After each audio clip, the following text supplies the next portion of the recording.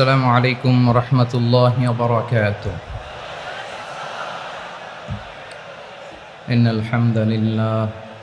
إن الحمد لله نحمده ونستعينه ونستغفره ونؤمن به ونتوكل عليه ونعوذ بالله من شرور أنفسنا ومن سيئات أعمالنا من يهده الله فلا مضل له ومن يضلل فلا هادي له فلن تجد له وليا مرشدا ونشهد أن لا إله إلا الله وحده لا شريك له هو الذي لا ضد له ولا ند له لا مثل له ولا مثيل له لا وزير له ولا كفيل له لا شبه له ولا شبيه له لا ولد له ولا والد له وهو الواحد الفرد الصمد لم يلد ولم يولد ولم يكن له كفوا أحد ونشهد أن سيدنا ونبينا وحبيبنا وبشيرنا ونذيرنا وطبيبنا وطبيب قلوبنا وحبيبنا وحبيب ربنا محمدا عبد الله ورسوله أرسله بالحق بشيرا ونذيرا وداعيا إلى الله بإذنه وسراجا منيرا أما بعد فقد قال الله تعالى في كلامه المجيد وفي فرقانه الحميد أعوذ بالله من الشيطان الرجيم بسم الله الرحمن الرحيم إن الله يأمر بالعدل والإحسان وإيتاء ذي القربى وينهى عن الفحشاء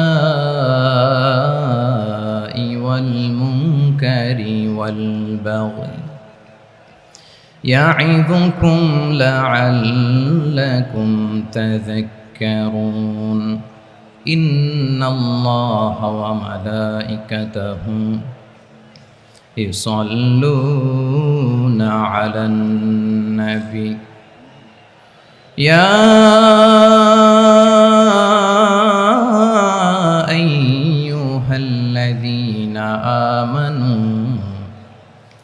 صلوا عليه وسلموا تسليما اللهم صل على محمد وعلى آل محمد كما صليت على إبراهيم وعلى آل إبراهيم إنك حميد مجيد اللهم بارك على محمد وعلى آل محمد كما باركت على إبراهيم وعلى آل إبراهيم إنك حميد مجيد সকল প্রশংসার মালিককে সকল ক্ষমতার উৎসকে কেউ যেটা পারে না পারে কে কেউ যেটা দেখে না দেখে কে কেউ যেটা শোনে না শোনে কে সে আল্লাহ তাআলার দরবারে আমরা শুকরগুজার হচ্ছি সবাই পড়ে নিচ্ছি কালিমাতুশ শুকর আলহামদুলিল্লাহ প্রিয় চট্টলাবাসী গলা ছেড়ে দিয়ে আওয়াজ করে একসাথে সবাই পড়ুন রব্বানা লাকাল হামদ হামদান কাসীরান তাইয়্যিবান মুবারাকান ফি ইয়া রাব্বি লাকাল হামদু কামা ইয়ানবাগি লিজালালি ওয়াজহিকা ওয়া আযীমি সুলতানিকা লাকাল হামদু বিল ঈমান লাকাল হামদু বিল ইসলাম লাকাল হামদু বিল কুরআন আল্লাহ রাব্বুল ইজ্জা ওয়াল জালালের দরবারে শুকরিয়া জ্ঞাপনের পাশাপাশি আমি আজকের এই ঐতিহাসিক চট্টগ্রামের প্যারেড ময়দানে আয়োজিত 5 দিনব্যাপী তাফসিরুল কোরআন মাহফিলের যারা সম্মানিত আয়োজকবৃন্দ ইসলামী সমাজ কল্যাণ পরিষদ চট্টগ্রামকে অন্তরের অন্তঃস্থল থেকে ধন্যবাদ এবং মোবারকবাদ জানাতে চাই যারা দীর্ঘ কয়েক মাস ব্যাপী অনেক কষ্ট করে অনেক ডিজাইন করে অনেক প্ল্যান প্রোগ্রাম করে এরকম চমৎকার একটি কোরআনের বাগানকে সাজিয়েছে আজকের এই প্রোগ্রামের সম্মানিত সভাপতি প্রধান অতিথি বিশেষ অতিথি মঞ্চে উপবিষ্ট উলামায়ে কেরাম কমিউনিটি লিডার্স চট্টগ্রামের বিভিন্ন পর্যায়ের বিভিন্ন দলের সামাজিক ধর্মীয় রাজনৈতিক নেতৃবৃন্দ ব্যবসায়ী ভাইয়েরা চাকরিজীবী ভাইয়েরা শ্রমজীবী ভাইয়েরা ছাত্র ভাইয়েরা পর্দার আড়ালে আমার মায়েরা এবং বোনেরা সাংবাদিক বন্ধুরা মিডিয়া কর্মী ইউটিউবার্স ভলান্টিয়ার্স আপনাদের সবাইকে অন্তরের অন্তঃস্থল থেকে শুভেচ্ছা জানাই মোবারকবাদ জানাই আপনারা সবাই কেমন আছেন সবাই ভালো আছেন সুস্থ আছেন দোয়া করি আল্লাহ তাআলা আপনাদের সবাইকে ভালো রাখুন সুস্থ রাখুন নিরাপদে রাখুন আমরা সবাই পড়ি আমিন সম্মানিত সুধী হযরতুল আল্লাম শহীদ মরহুম আল্লামা দেলওয়ার হোসেন সাঈদী রাহিমাহুল্লাহ ওনার স্মৃতি বিজড়িত আজকের এই ঐতিহাসিক প্যারেড ময়দানের তাফসিরুল কোরআনের প্রোগ্রামে সব আছে স্টেজ আছে শ্রোতা আছে প্যান্ডেল আছে মিডিয়া কাভারেজ আছে কিন্তু আমাদের কলিজার টুকরাটা আমাদের মাঝে নাই আজকের এই প্রোগ্রামে আলোচক হয়ে এই চেয়ারে আমি না বসে ওই শ্রোতাদের কাতারে বসে যদি আমাদের আল্লামার নুরানি চেহারার দিকে তাকিয়ে ওয়াজ শুনতে পারতাম আমাদের হৃদয়টা ঠান্ডা হয়ে যেত আমাদের তৃষ্ণার্ত হৃদয় শান্ত হতো সব আজকে আছে কি যেন নাই ঠিক কিনা বলেন আল্লাহ তাআলা প্রতি 100 বছরে একজন মুজাদ্দিদ পাঠায় প্রতি 100 বছরে একজন মুজাদ্দিদ যিনি সমাজকে সংস্কার করেন আল্লামা দেলওয়ার হোসেন সাঈদী রাহিমাহুল্লাহ ছিলেন তেমন একজন মুজাদ্দিদ চিৎকার করে বলেন ঠিক কিনা উনি শিরক বিদআতের আস্তানাকে তছনছ করে দিয়েছেন তাওহীদের বাণীকে সমুন্নত করেছেন গণমানুষের কাছে তাফসিরুল কোরআনকে জনপ্রিয় করেছেন আজীবন তিনি ইসলামকে বিজয়ী শক্তি হিসেবে দেখার স্বপ্ন দেখতেন এত প্রাঞ্জল ভাষা এত চমৎকার আধুনিক প্রেজেন্টেশন গণমানুষের কাছে কোরআনের তাফসিরকে এভাবে জনপ্রিয় করে তোলার মতো ব্যক্তিত্ব আল্লামা সাঈদী ছাড়া দ্বিতীয় কেউ এই বাংলার ভূখণ্ডে নাই এই যে তাফসিরুল কোরআন, এই যে টার্মিনোলজি, এই টার্মটাই উনি আসলে জনপ্রিয় করেছেন। আমরা আগে জানতাম না যে এভাবে তাফসির করা যায়, এভাবে scientific indications of the Holi কোরআনকে মানুষের কাছে পেশ করা যায়, এভাবে এত জীবন ঘনিষ্ঠ করে, এত ইন্টারেক্টিভ করে কোরআনের কথাগুলো মানুষের কাছে উপস্থাপন করা যায়। উনি অন্যায়ের বিরুদ্ধে সবসময় সোচ্চার ছিলেন, প্রতিবাদী কণ্ঠস্বর ছিলেন। ওনার আলোচনা শুনলে দেহের রক্ত টকবক করে ফুটতে থাকতো। আল্লাহু আকবার, আল্লাহু আকবার, আল্লাহু আকবার। He was a strong mouthpiece of Islamic revivalism. Islamic জাগরণের স্ট্রং মাউথপিস ছিলেন আল্লামা সাঈদী রাহিমাহুল্লাহ। অনেক দোয়া পেয়েছেন। আমরা পড়েছি, এমন জীবন তুমি করিবে গঠন, মরণে হাসিবে তুমি, কাঁদিবে ভুবন। গোটা বিশ্বকে তিনি কাঁদিয়েছেন। আল্লামা যখন ইন্তেকাল করলেন, আমি তখন মালয়েশিয়া থেকে যুক্তরাষ্ট্রে একটা কনফারেন্সে যোগ দিতে যাচ্ছি, কাতার এয়ারলাইন্সে। মালয়েশিয়া থেকে দোহাতে নামলাম। দোহায় যখন আমার ট্রানজিট, তখন শুনতে পেলাম যে আল্লামা বিদায় নিয়েছেন। সোশ্যাল মিডিয়ায় শুনে বিশ্বাস করতে পারলাম না। মুহূর্তের মধ্যেই মাসুদ সাইদি ভাইকে মেসেজ করলাম, উনি কোনো উত্তর দিতে পারলেন না। মাসুদ ভাইয়ের সাথে যখন কোলাকুলি করি, আমাদের শামীম ভাইয়ের সাথে যখন কোলাকুলি করি, মনে হচ্ছে আল্লামা সাইদির ঘ্রাণ পাই। শরীরটা লিটারালি কাঁপছিল, নিজেকে মানাতে পারছিলাম না, বিশ্বাস করতে পারছিলাম যে আসলে আল্লামা বিদায় নিয়েছেন। ইন দ্য মিন টাইম আমার সেকেন্ড ফ্লাইট, দোহা টু নিউ ইয়র্ক, 12 ঘন্টার ফ্লাইটে উঠলাম। ইন্টারনেট থেকে বিচ্ছিন্ন হলাম। নামার পরে শুনলাম আল্লাহু আকবার, যেখানে ওনাকে কবরস্থ করার কথা ছিল সেখানেও কবর দিতে দেয়া হয় নাই। ছবিগুলো দেখতে লাগলাম, হাসিমাখা মুখ, হাসিমাখা নিথর দেহটা, মরণে হাসিবে তুমি, কাঁদিবে ভুবন। From east to west, from north to south, the entire globe, গোটা বিশ্ব ওনার জন্য কেঁদেছে, গোটা বিশ্ব কেঁদেছে। কাবার গিলাফ ধরে ধরে মানুষ চিৎকার করেছে। এর চেয়ে শ্রেষ্ঠ মৃত্যুকার হতে পারে? আমাদের আল্লামার আর কি পাওয়ার ছিল বলেন? আর কি পাওয়ার ছিল? কুল্লু নাফসিন যায়িকাতুল মাউত, যারাই দুনিয়াতে আসবে তারা ইন্তেকাল করবে, এটা আমরা মেনে নেই, এটা আমরা জানি। কিন্তু অবাক করা বিষয় হচ্ছে, আমরা আজও জানি না আমাদের আল্লামার মৃত্যু কি স্বাভাবিক হয়েছে নাকি এটা পরিকল্পিত মেডিকেল কিলিং ছিল। এটা যে পরিকল্পিত মেডিকেল কিলিং ছিল, এটা ধারণা করার পেছনে অনেক কারণ আছে। তিনি আধিপত্যবাদের বিরুদ্ধে সোচ্চার ছিলেন, ফ্যাসিবাদের বিরুদ্ধে সোচ্চার ছিলেন, রাজনৈতিক প্রতিহিংসার শিকার ছিলেন। এজন্য এটা মেডিকেল কিলিং হতে পারে, এ ধারণা আমরা করতেই পারি। আওয়াজ করে বলেন ঠিক কি না? যেই সময়টা আমরা কাটাচ্ছি, এত সুন্দর সময় বাংলাদেশ আর পাবে না। আমাদের জন্মের পর থেকে এরকম চমৎকার সময় আমরা পাই নাই। এটাই আসল সময়।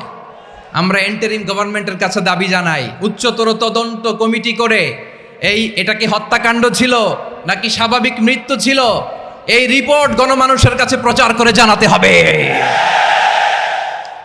এই দাবির সাথে কি সবাই আপনারা একমত? কারা কারা একমত হাত তুলে দেখান।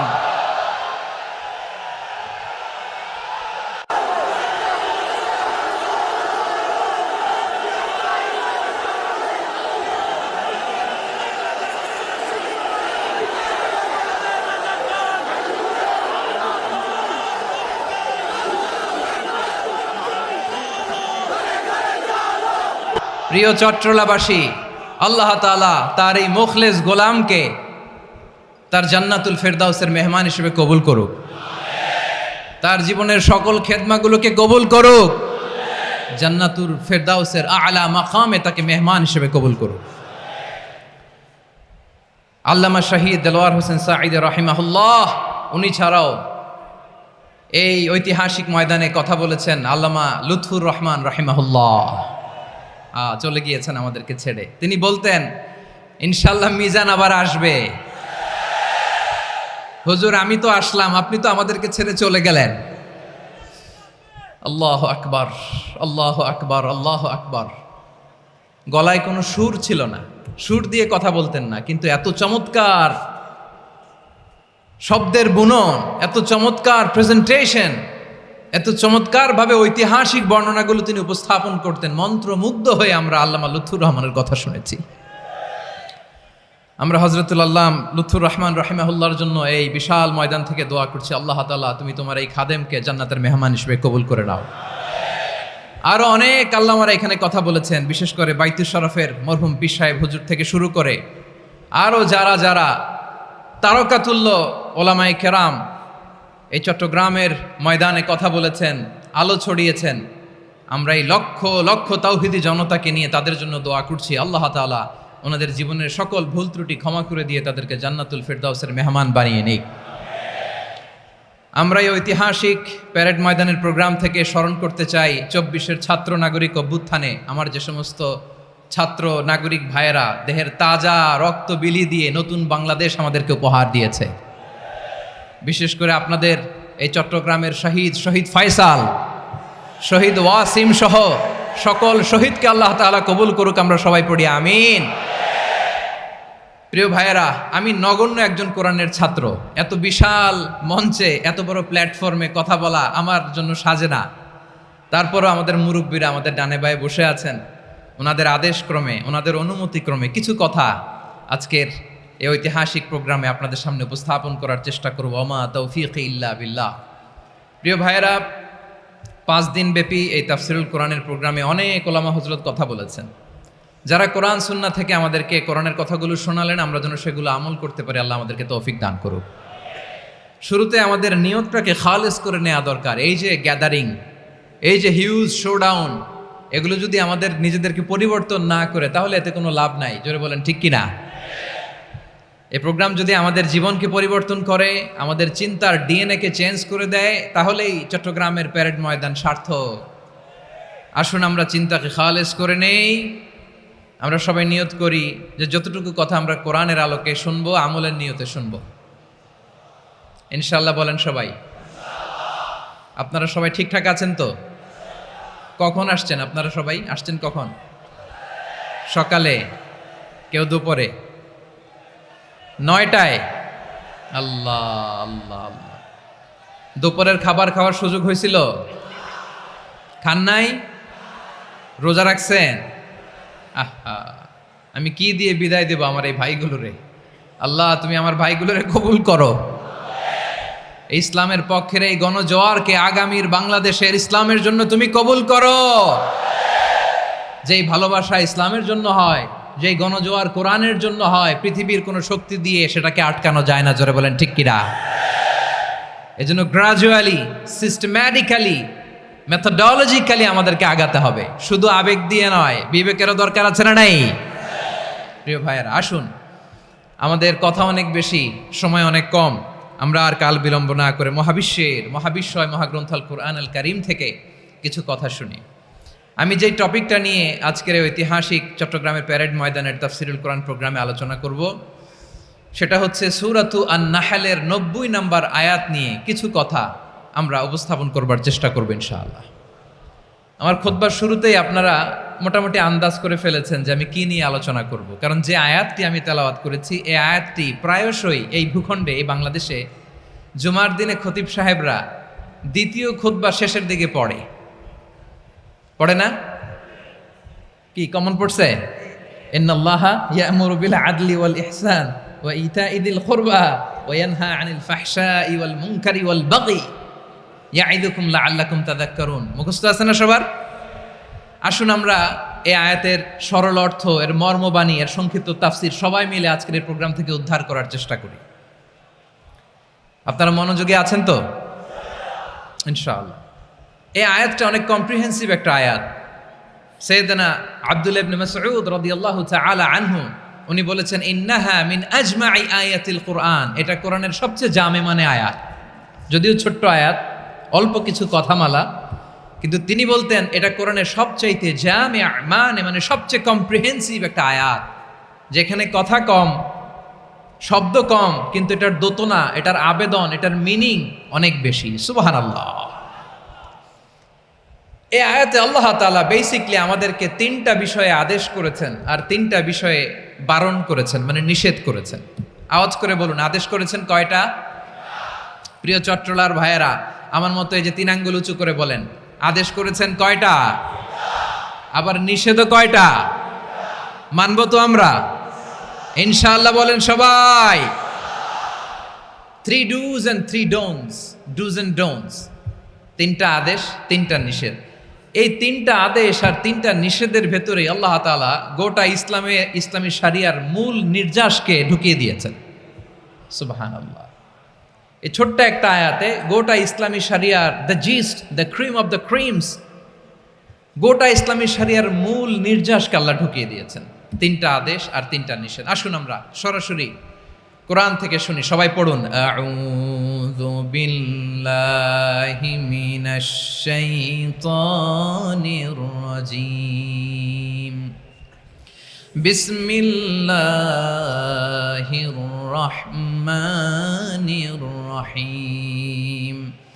ইন্নাল্লাহা ইয়া'মুরু বিল আদলি ওয়াল ইহসানি ওয়া ইতাই যিল কুরবা ওয়া ইয়ানহা আনিল ফাহশাই ওয়াল মুনকারি ওয়াল বাগি ইয়া'ইযুকুম লা'আল্লাকুম তাযাক্কারুন। আল্লাহ তাআলা ইরশাদ করছেন, ইন্নাল্লাহা ইয়া'মুরু বিল আদলি ওয়াল ইহসান, নিশ্চয় আল্লাহ তাআলা তোমাদেরকে ন্যায় বিচারের আদেশ দেন, সদাচরণের আদেশ দেন, নিকটাত্মীয়দেরকে দানের আদেশ দেন। আদেশ কয়টা? আওয়াজ করে সবাই বলুন তো কয়টা? নিশ্চয় আল্লাহ তাআলা তোমাদেরকে ন্যায় বিচারের আদেশ দেন, সদাচরণের আদেশ দেন, তিনি তোমাদের নিকটাত্মীয়দেরকে দানের আদেশ দেন, আর তিনি তোমাদেরকে অশ্লীলতা থেকে নিষেধ করেন, মন্দ কাজ থেকে নিষেধ করেন, অবাধ্যতা সীমালঙ্ঘন থেকে নিষেধ করেন। তিনি তোমাদেরকে উপদেশ দেন যাতে তোমরা শিক্ষা গ্রহণ করো। সুবহানাল্লাহ। উপদেশ দিচ্ছে স্বয়ং কে? 3টা জিনিসের আদেশ। ইয়া'মুরু বিল আদল, সুবিচার ন্যায় বিচারের আদেশ তিনি দেন। ইহসানের আদেশ দেন, যাতে আমরা ইহসান করি, একে অপরের প্রতি সুবিচার করি, মহানুভবতা দেখায়, অনুগ্রহ দেখায়, আর নিকট আত্মীয়দেরকে যেন আমরা দান করি। এই 3টা আদেশ তিনি দিয়েছেন। আর কোন 3টা জিনিস থেকে তিনি বারণ করেছেন? অশ্লীলতা, ফাহশা, মুনকার, মানে সব মন্দ আর অসৎ কাজ, এগুলো থেকে তিনি আমাদেরকে বারণ করেন। ওয়াল বাগি, অবাধ্যতা, সীমা লঙ্ঘন, এই 3টা কাজ থেকে তিনি আমাদেরকে বারণ করেন। তিনি আমাদেরকে উপদেশ দেন, স্বয়ং আল্লাহ তাআলা আমাদেরকে উপদেশ দেন যাতে করে আমরা শিক্ষা গ্রহণ করি। সুবহানাল্লাহ পড়ে। তাহলে আসুন আমরা ধরে ধরে একটা একটা করে সামনের দিকে আগাই। আল্লাহ তাআলা প্রথমে আমাদেরকে আদেশ দিয়েছেন আদালের। ইন্নাল্লাহা ইয়া'মুরু বিল আদল। আওয়াজ করে বলুন আল আদাল। সবাই পড়ুন আল আদাল। আমরা উর্দু জানি, হিন্দি জানি, অনেকে ইংরেজিও জানি, কিন্তু আরবি শব্দগুলো আমাদের মুখ দিয়ে বেরোতে চায় না। আওয়াজ করে বলুন আল আদাল। মাশাআল্লাহ। ইন্নাল্লাহা ইয়া'মুরু বিল আদল। আল্লাহ তাআলা আমাদেরকে আদলের আদেশ দেন। আদল অনেকে না বুঝলেও আদালত শব্দটা বুঝবেন। আদালত, আদালত, আদালত বুঝেন না? যেখানে বিচার কার্যের ফয়সালা করা হয়, কোর্ট কাচারি আদালত, এটা তো ভেরি কমন। এটা শুনছেন না সবাই? আদালত, যেখানে ন্যায় বিচার হবে, সুশাসন হবে।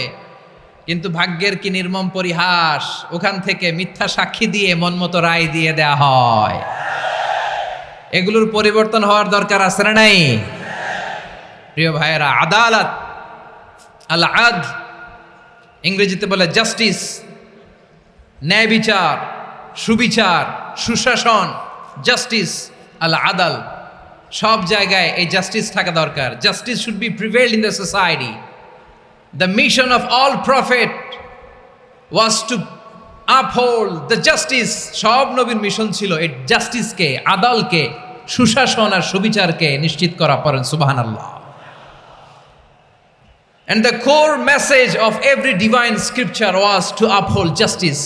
পৃথিবীর সব আসমানি কিতাবের মূল শিক্ষা ছিল এই জাস্টিসকে সমাজে এনশিওর করা, সুবিচার, সুশাসনকে এনশিওর করা।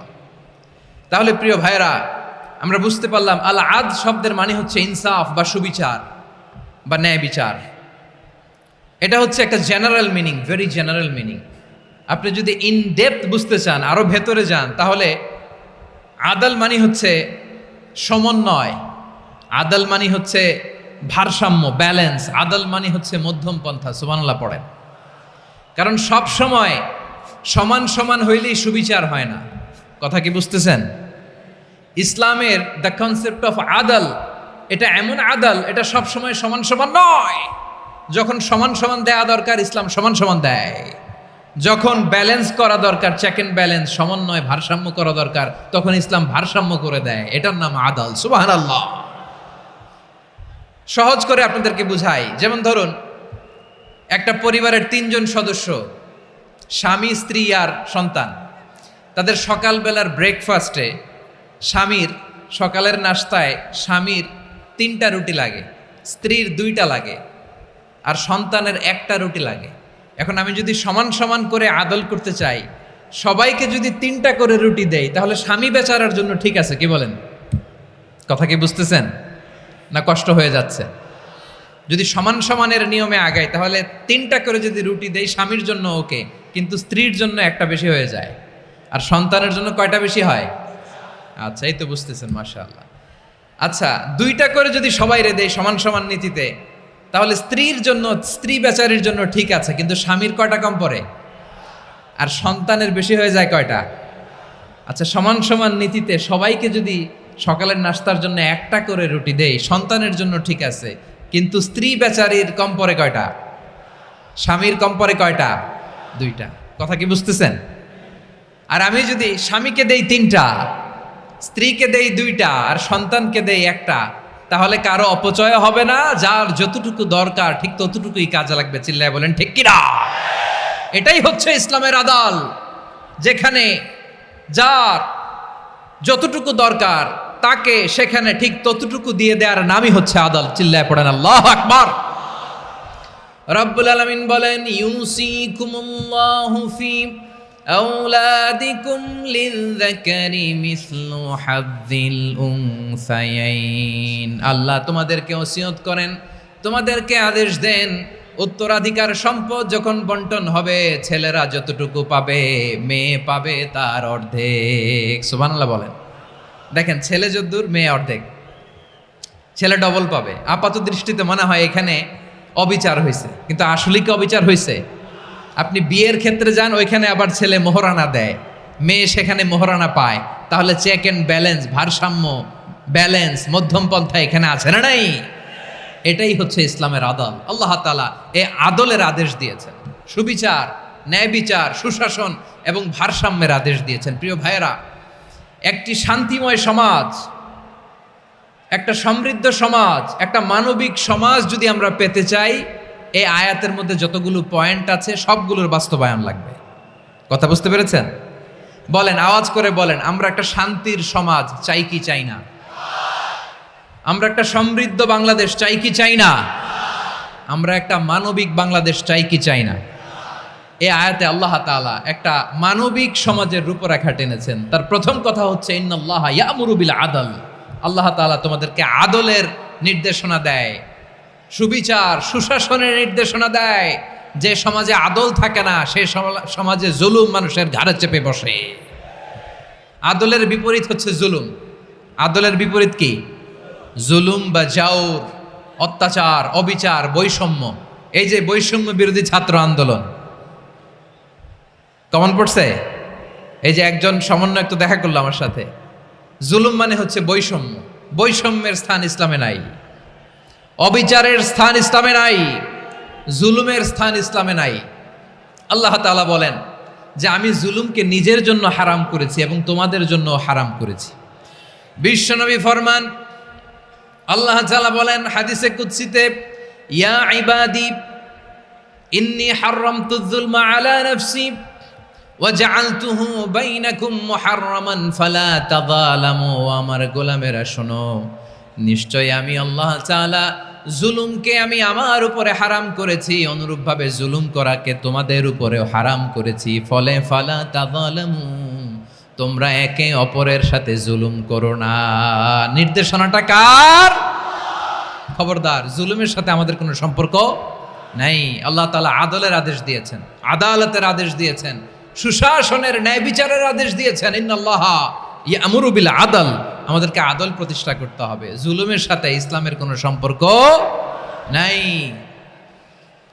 আল্লাহ তাআলা জালিমদের জন্য কঠিন শাস্তি প্রস্তুত করে রেখেছেন। যারা এই আদলকে ভুলুণ্ঠিত, কখন রাত কিচ্ছু জানে না, কখন দিন কখন রাত কিছু জানে না, বছরের পর বছর কেটে গিয়েছে।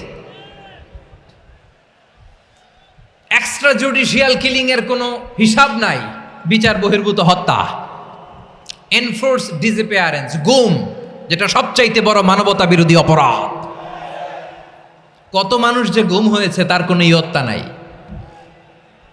যেই ফ্যামিলির সদস্য গুম হয়েছে তারা কি ওই লোকটার জন্য মাগফিরাতের দোয়া করবে নাকি সুস্বাস্থ্যের দোয়া করবে তারা নিজেরাও জানতো না, কারণ জানে না ও বেঁচে আছে না মরে গেছে।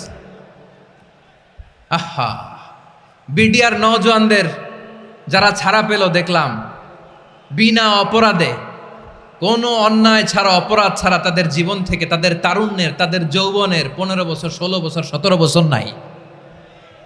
6 মাস বয়সের ছোট বাচ্চাকে রেখে জেলে গেছে।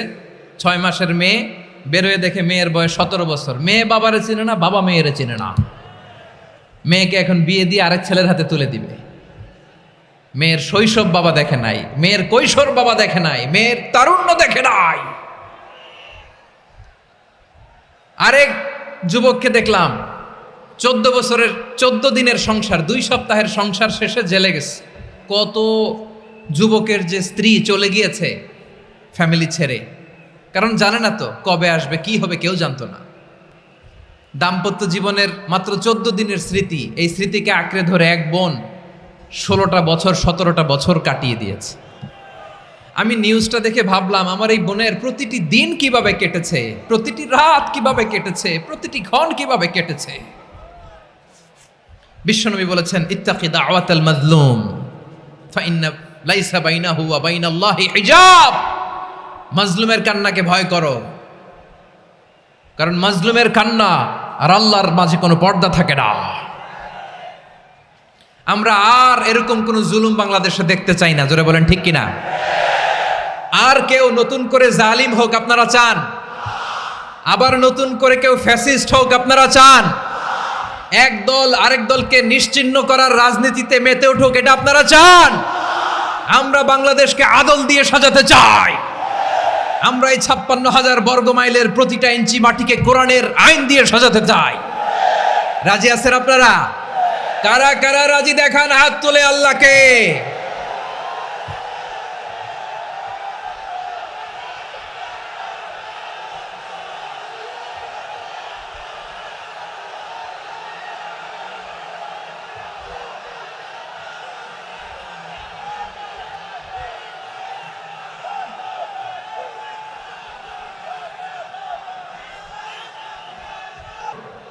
আমার প্রিয় বীর চট্টলার তৌহিদি মুসলমান, আমরা আর নতুন করে কেউ জালিম হোক এটা চাই না, নতুন করে আবার কেউ ফ্যাসিস্ট হোক আমরা চাই না, এক দল আরেক দলকে নিশ্চিহ্ন করার রাজনীতি করুক আমরা চাই না।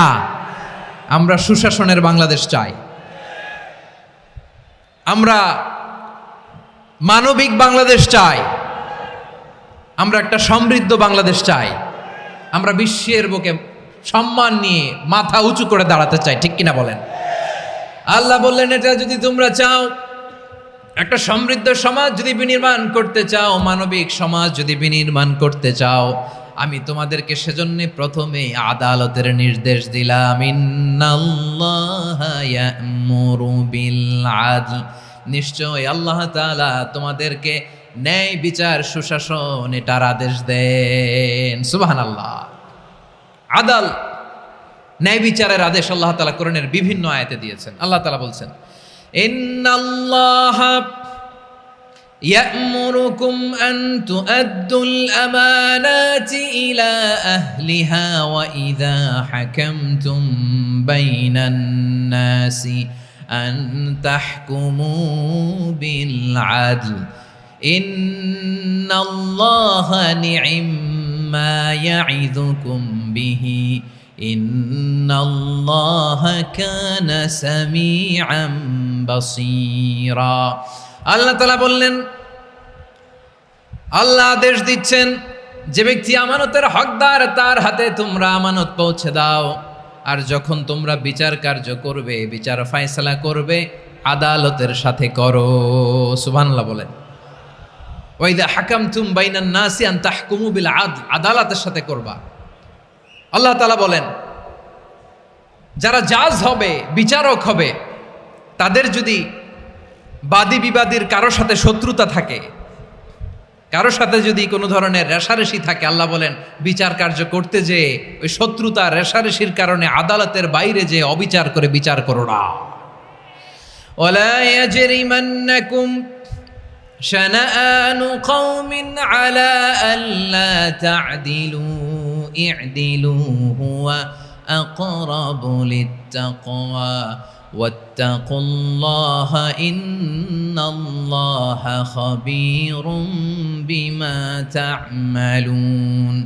খবরদার কোন জাতির প্রতি, কোন গোষ্ঠীর প্রতি, কোন গোত্রের প্রতি আক্রোশ যেন তোমাদেরকে ন্যায় বিচার থেকে দূরে সরিয়ে না দেয়, বরং আমি আল্লাহর আদেশ হলো ই'দিলু, তোমরা আদল করো, ন্যায় বিচার করো, সুবিচার করো, সুশাসন প্রতিষ্ঠা করো। হুয়া আকরাবু লিত্তাকওয়া, এটাই তাকওয়ার সবচেয়ে কাছাকাছি। সুবহানাল্লাহ বলেন। কোরআনের বিভিন্ন আয়াতে আল্লাহ তাআলা স্পেসিফিকলি ধরে ধরে বিচার করার সময় আমরা যেন আদল করি সেটা বলেছেন। কোরআনের কোন কোন জায়গায় আল্লাহ তাআলা এই আল আদ শব্দটা ব্যবহার করেছেন। আবার একই জিনিস ইনসাফ, সুবিচার, সুশাসন, ন্যায় বিচার, ন্যায় পরায়ণতা বুঝাতে আল্লাহ তাআলা কখনো কখনো আল কিসত শব্দটা ব্যবহার করেছেন। আওয়াজ করে সবাই বলুন আল কিসত। প্রিয় ভাইরা, সবাই আওয়াজ করে আমার সাথে সাথে বলুন আল কিসত। আল্লাহ তাআলা বলেন, ওয়া ইন হাকামতা ফাহকুম বাইনাহুম বিল কিসতি ইন্নাল্লাহা ইউহিব্বুল মুকসিতিন। যখন তুমি বিচার করবে, বিশ্বনবীকে উদ্দেশ্য করে অ্যাড্রেস করে বললেন, নবী হে, ইহুদিরা কোনো বিষয়ে মীমাংসার জন্য যদি আপনার দরবারে আসে, যদি বিচার করতে হয়, খবরদার অবিচার করবেন না। ফয়সালা যেটা করবেন কিসতের সাথে করবেন, ন্যায় পরায়ণতার সাথে করবেন, কারণ ইন্নাল্লাহা ইউহিব্বুল মুকসিতিন, নিশ্চয় আল্লাহ রাব্বুল ইজ্জাত ন্যায় পরায়ণশীলদেরকে বড্ড ভালোবাসেন। সুবহানাল্লাহ বলেন। ন্যায় পরায়ণ লোকদেরকে আল্লাহ তাআলা বড্ড ভালোবাসেন। অন্য আয়াতে আল্লাহ তাআলা বলছেন, وَنَضَعُ الْمَوَازِينَ الْقِسْطَ لِيَوْمِ الْقِيَامَةِ فَلَا تُظْلَمُ نَفْسٌ شَيْئًا।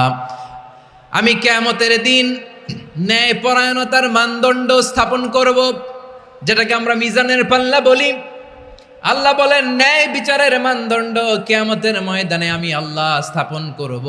সেদিন কারো প্রতি বিন্দু পরিমাণ, এক চুল পরিমাণ অবিচার করা হবে না, কোনো অবিচার করা হবে না। সেদিন সুশাসন হবে, সুবিচার হবে, ন্যায় পরায়ণতার সাথে বিচার হবে। আওয়াজ করে পড়েন আল্লাহু আকবার। তাহলে প্রিয় ভাইরা, যে তিনটি বিষয়ে আল্লাহ তাআলা আমাদেরকে আদেশ দিয়েছেন, তার প্রথমটা হচ্ছে আদালত, ইনসাফ, সুবিচার, ন্যায় বিচার। এটা আমরা চাই কি চাই না? বিশ্বনবী ন্যায় বিচার, ন্যায় পরায়ণতা, সুশাসন প্রতিষ্ঠিত করেন কি করেন নাই? আপনারা বিশ্বনবীর সিরাত যারা পড়েছেন, আপনি দেখবেন বিশ্বনবীর সিরাতের পরতে পরতে, বাঁকে বাঁকে, সিরাতের বাঁকে বাঁকে এই আদালতের নমুনা মেলে। সুবহানাল্লাহ বলেন।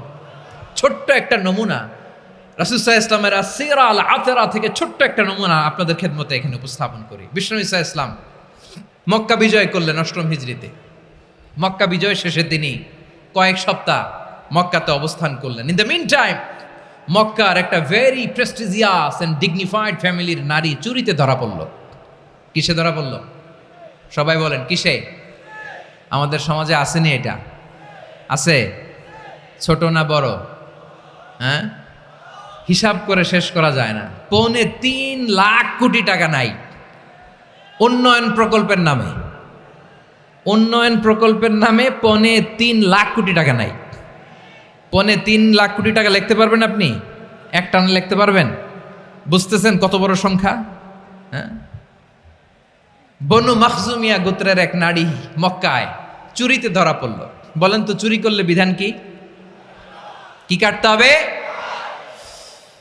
চুরির বিধান হলো হাত কেটে দাও, তাও সেটা গোপনে নয়, প্রকাশ্যে জনসম্মুখে হাত কেটে দাও।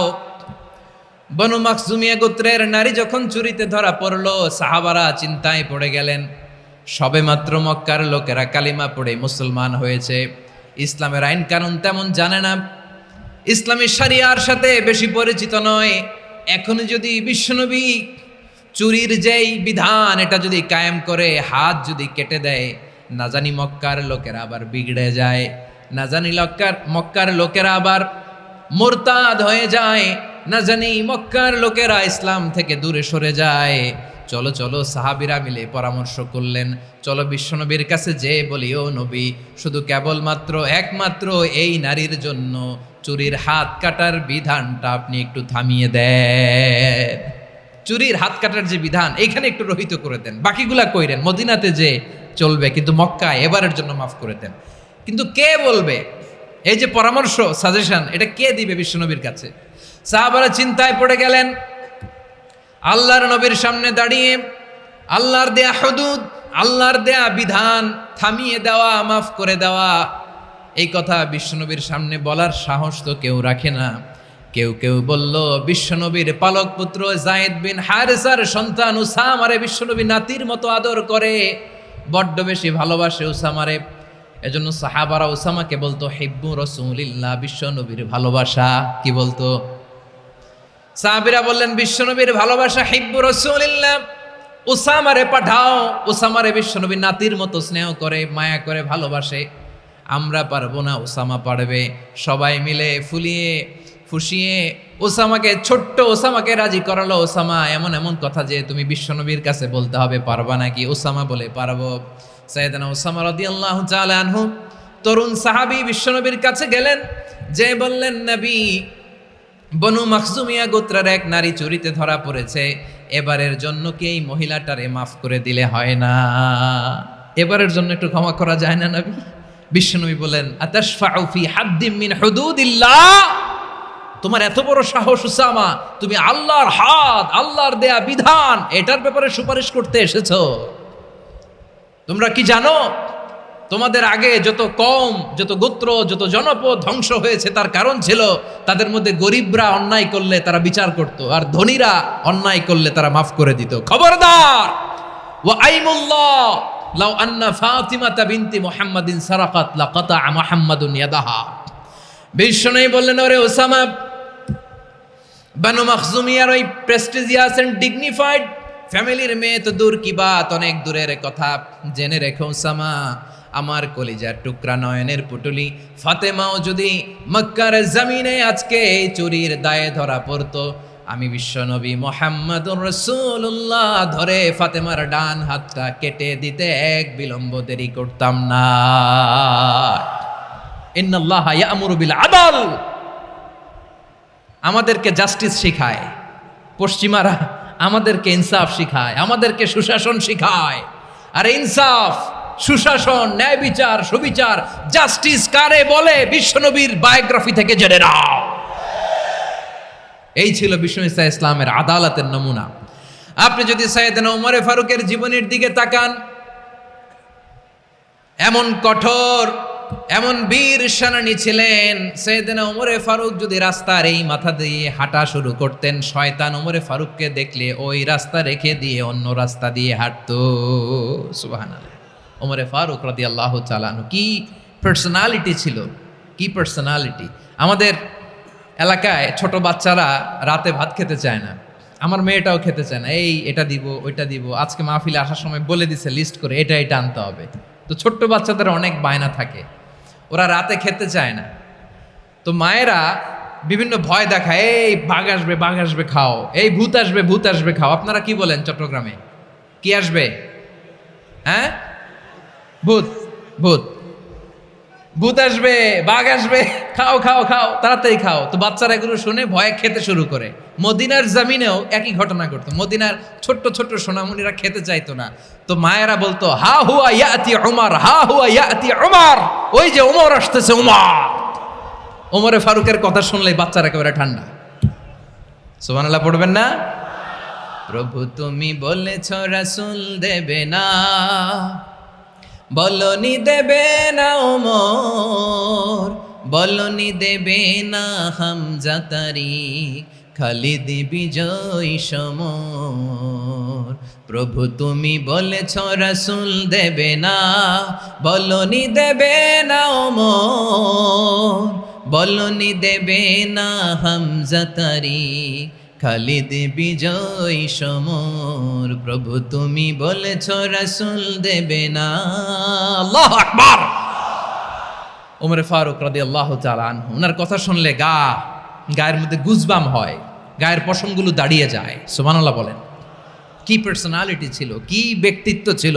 মুনাফিকরা ওমর ফারুককে জমের মতো ভয় পেতেন।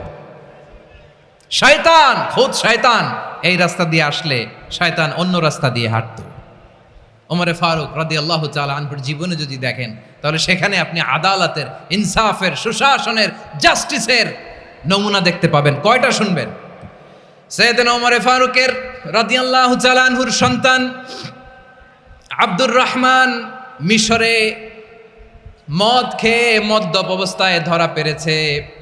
মদ খাওয়ার কারণে, মদ যদি কেউ পান করে আর যদি প্রমাণিত হয়, তার বিচার হলো 80 বেত। আওয়াজ করে বলেন কয় বেত? বাংলাদেশেও তো এই আইন আছে নাকি? বাংলাদেশে আছে? হ্যাঁ, মদ খাইলে 80 বেত, এই আইন বাংলাদেশে চালু হোক। আমরা চাই কি চাই না? চাই সবাই। এজন্যই তো ইসলাম ভাল লাগে না। ইসলামকে ভাল লাগে না। ইসলামকে আউট করে রাখতে পারলেই তো এরকম বড় বড় বোতল খাওয়া যায়। একেবারে সহজ, পানির মতো সহজ, হিসাব একেবারে সহজ। ওমর ফারুক রাদিয়াল্লাহু তাআলা আনহুর ছেলে ভুল করে মদ পান করে ফেলেছিলেন। আব্দুর রহমান, ঘটনা ঘটেছে মিশরে। মিশরের গভর্নর তখন আমর ইবনুল আস রাদিয়াল্লাহু তাআলা আনহু। আব্দুর রহমানের ভাই যে গভর্নরকে বলল, গভর্নর যদি একটু দয়া করেন, খলিফার ছেলে আমার ভাই আব্দুর রহমান মদ্যপ অবস্থায় ধরা পড়েছে, জনসম্মুখে যদি আপনি বেত্রাঘাত করেন আমাদের প্রেস্টিজ থাকে না, যদি 80 বেত আপনি মারেন আমার কোনো কথা নাই, কিন্তু ঘরের ভেতরে মারেন। আব্দুর রহমানের ভাইয়ের সুপারিশ শুনে সাইয়েদনা আমর ইবনুল আস রাদিয়াল্লাহু তাআলা আনহু রাজি হয়ে গেলেন।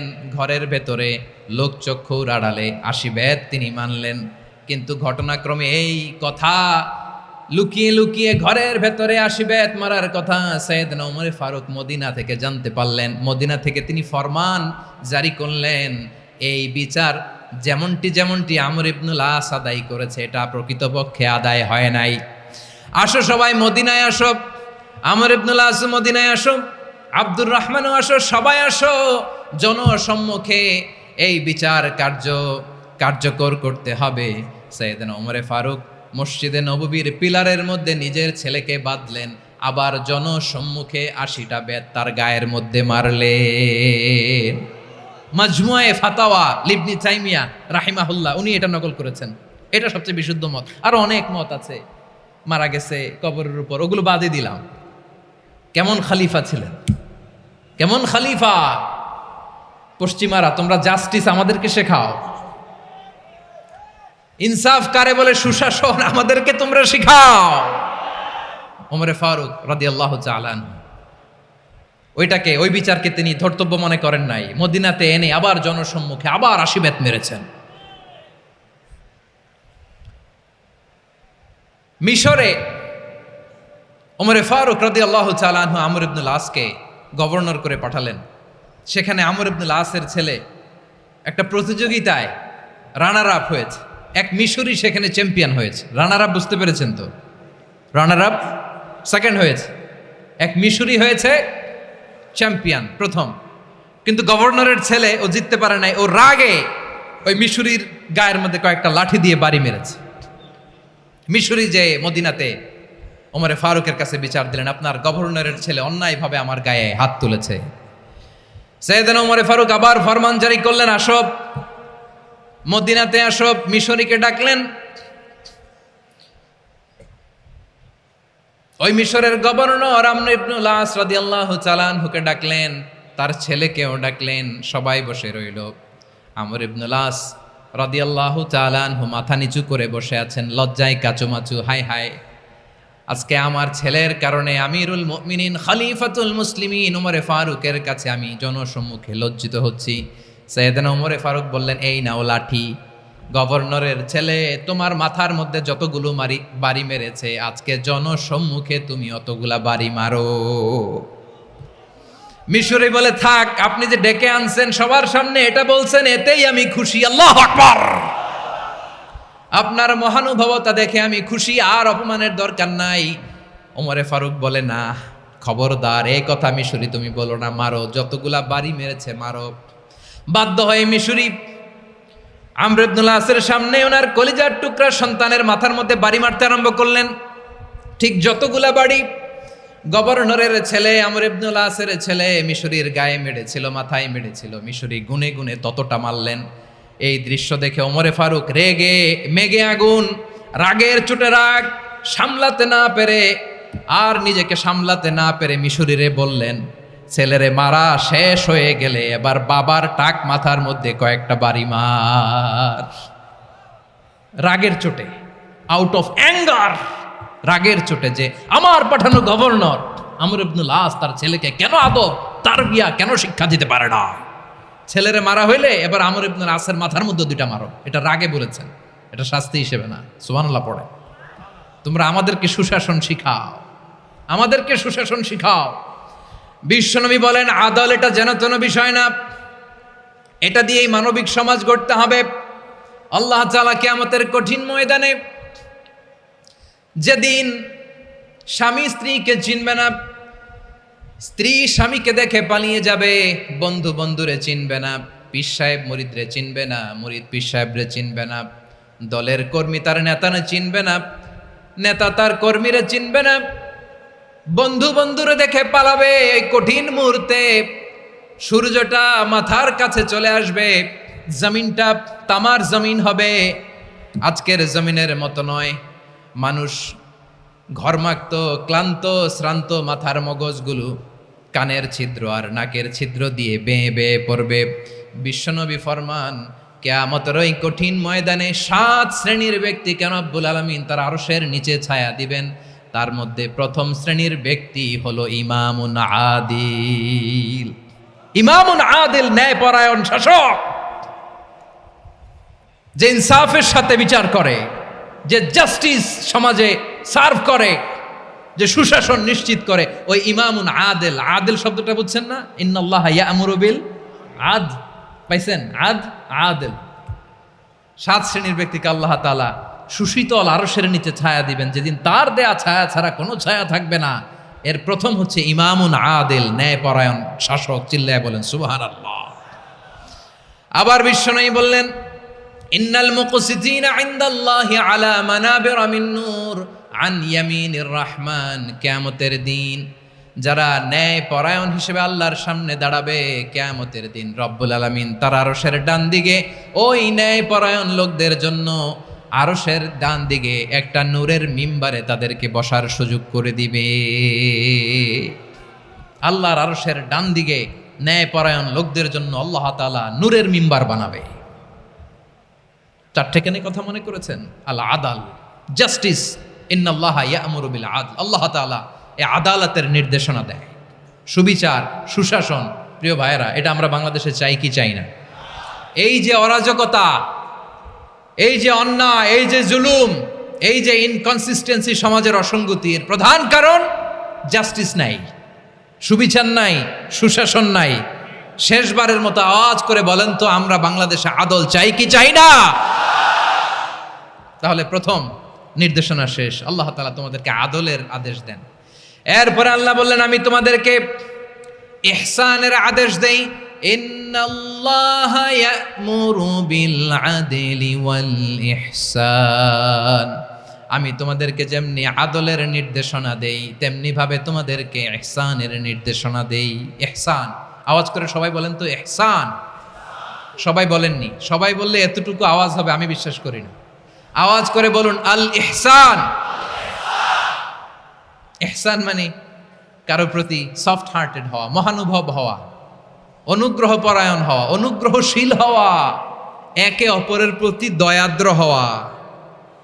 একে অপরের প্রতি দয়াদ্র অনুগ্রহশীল হওয়া ছাড়া মানবিক সমাজ কশ্চিনকালেও গঠন করা সম্ভব না। প্রিয় ভাইয়েরা, সুন্দর আচরণ দিয়ে, ইহসান দিয়ে যা জয় করা যায়, নরম আচরণ দিয়ে যেটা অর্জন করা যায়, কঠোরতা দিয়ে সেটা পারা যায় না। বিষ্ণু ঈসা ইসলাম ইহসান দিয়ে, কোমল আচরণ দিয়ে, তার অনুগ্রহ দিয়ে তিনি অনেক কাফিরের হৃদয়কে জয় করে ফেলেছেন। সাইয়েদনা সুমামা ইবনে উসাল রাদিয়াল্লাহু তাআলা আনহুর কথা মনে পড়ে যায়। তিনি ছিলেন ইয়ামামার বাদশা। মদিনাতে বিশ্বনবীকে হত্যা করার নিয়তে এসেছিলেন। গোপনে গোপনে বিশ্বনবীকে হত্যা করে আবার ইয়ামামাতে তিনি ফিরে যাবেন। কিন্তু কি অবাক করা কাণ্ড, হত্যা করতে পারে নাই, সাহাবাদের হাতে তিনি ধরা পড়ে গেলেন। সাইয়েদনা সুমামা ইবনে উসাল রাদিয়াল্লাহু তাআলা আনহু হত্যার নিয়তে আসলেন, কিন্তু হত্যা করতে পারলেন না। সাহাবারা ওনাকে ধরে ফেললেন, ধরে মসজিদে নববীর পিলারের মধ্যে বেঁধে রাখলেন। সুমামা ইবনে উসাল, সিরাত থেকে শুনেন, সিরাত থেকে শোনাচ্ছি। রাদিয়াল্লাহু তাআলা আনহু ইয়ামামার অধিপতি ছিলেন। ইয়ামামা বিশ্বনবীকে হত্যার জন্য আসছেন, ধরা পড়ে গেছেন, এখন মসজিদে নববীতে বেঁধে রাখছে, তার মানে বন্দী। এখন স্ট্যাটাস কি? বন্দী, ক্যাপটিভ। তো বিষ্ণু ঈসা ইসলাম সাহাবাদেরকে বললেন, তার খোঁজ খবর নিও, সুমামা ইবনে উসালের খোঁজ খবর নিও। সাহাবার বলেন, ইয়া রাসূলুল্লাহ, আপনাকে হত্যা করতে এসেছে, তার তো কঠিন ক্যাপিটাল পানিশমেন্ট হওয়া দরকার, কঠিন শাস্তি হওয়া দরকার। বিশ্বনবী বললেন, না, আমি যেটা জানি তোমরা সেটা জানো না, তোমরা সুমামার সাথে ভালো আচরণ করো। বিশ্বনবী সুমামার কাছে গেলেন। প্রথম দিন যে তিনি কালেমার দাওয়াত দিলেন, ইমানের দাওয়াত দিলেন, ইসলামের দাওয়াত দিলেন, রিসালাতের দাওয়াত দিলেন, আখিরাতের দাওয়াত দিলেন। পরের দিন যে বিশ্বনবী সালাতের দাওয়াত দিলেন, যাকাতের দাওয়াত দিলেন, ইসলাম কি, কিভাবে, কেমন করে পালন করতে হয় চমৎকার আর্টিকুলেট করতে শুরু করলেন। তন্ময় হয়ে সুমামা ইবনে উসাল রাদিয়াল্লাহু তাআলা আনহু বিশ্বনবীর কথাগুলো শুনতে আরম্ভ করলো। একদিন নয়, 2 দিন নয়, টানা 3 দিন বিশ্বনবী সুমামার কাছে ইসলামকে প্রেজেন্ট করেছেন, উপস্থাপন করেছেন। আওয়াজ করে বলেন, কয় দিন? 3 দিন। 3 দিন মসজিদে নববীতে বাঁধা। আর সাহাবীদেরকে বললেন, তার খোঁজ খবর নিও, তোমরা যে রুটি বানাও এর মধ্যে সবচেয়ে ভালো আটার রুটিটা তারে দিও, সবচেয়ে রিফাইন্ড খেজুর, যেটা পিওর খেজুর, এটা তারে দিও। আর বিশ্বনবী নিজের উট থেকে দুধ দহন করে ওনার বাড়ির এক কর্মচারীকে বলেছেন, দুধ দহন করে সুমামার জন্য নিয়ে যেও। সুবহানাল্লাহ পড়বেন না? সবাই তো অবাক, ইয়ামামা থেকে আসছে নবীকে হত্যা করতে, বিশ্বনবী দেখে তারে জামাই আদর করে, তাকে মজার মজার খাবার দিও, দুধ দিও, আদর আপ্যায়ন করো। 1 দিন নয়, 2 দিন নয়, টানা 3 দিন বিশ্বনবী এভাবে সুমামার কাছে যেয়ে ইসলামকে প্রেজেন্ট করতে আরম্ভ করলেন, ইসলামকে উপস্থাপন করতে শুরু করলেন। আর তাকে চমৎকার এন্টারটেইনমেন্ট, আপ্যায়ন দিতে আরম্ভ করলেন। টানা 3 দিন যখন ইসলামের দ্য বিউটিজ অফ ইসলাম, ইসলামের সুমহান বাণী, সৌন্দর্য তার কাছে উপস্থাপন শেষ, তাকে আপ্যায়ন শেষ, বিশ্বনবী বললেন সাহাবেদেরকে, যাও এবার সুমামার হাতের পায়ের রশি দুটো খুলে দাও। তারা বললেন, ইয়া রাসূলুল্লাহ, কি বলেন আপনি? ও তো হত্যাকারী, সুযোগ পায় নাই, আপনারে মারতে পারে নাই, ছেড়ে দিলে আবার ও আপনার উপর তলোয়ার নিয়ে ঝাঁপিয়ে পড়বে। নবী, এই সিদ্ধান্ত আপনি নিতে যাবেন না। বিশ্বনবী বললেন, যেটা বলেছি সেটা করো, সুমামার রশিগুলো ছেড়ে দাও, সুমামার হাতে পায়ের রশিগুলো যে তোমরা খুলে দাও। সাহাবারা তর্ক জুড়ে দিলেন, লা ইয়া রাসূলুল্লাহ, এমনটা করবেন না, তো ভয়ঙ্কর ভয়ঙ্কর খুনি, কি জানি কি হয়ে যায়। বিশ্বনবী বললেন, না, তার হাতে পায়ের রশিগুলো খুলে দাও। সাহাবারা বিশ্বনবীর কথা মতো তার হাতে পায়ের রশিগুলো খুলে দিল। সুমামা মুহূর্তের মধ্যে মসজিদে নববী থেকে বের হয়, ইয়ামামায় ফিরে না যে মসজিদে নববীর পাশে একটা খেজুর বাগান ছিল, সেখানে চলে গেলেন। সেখানে একটা ছোট্ট কুয়া ছিল, কুয়ার পানি দিয়ে তিনি গোসল করলেন। সুবহানাল্লাহ পড়েন।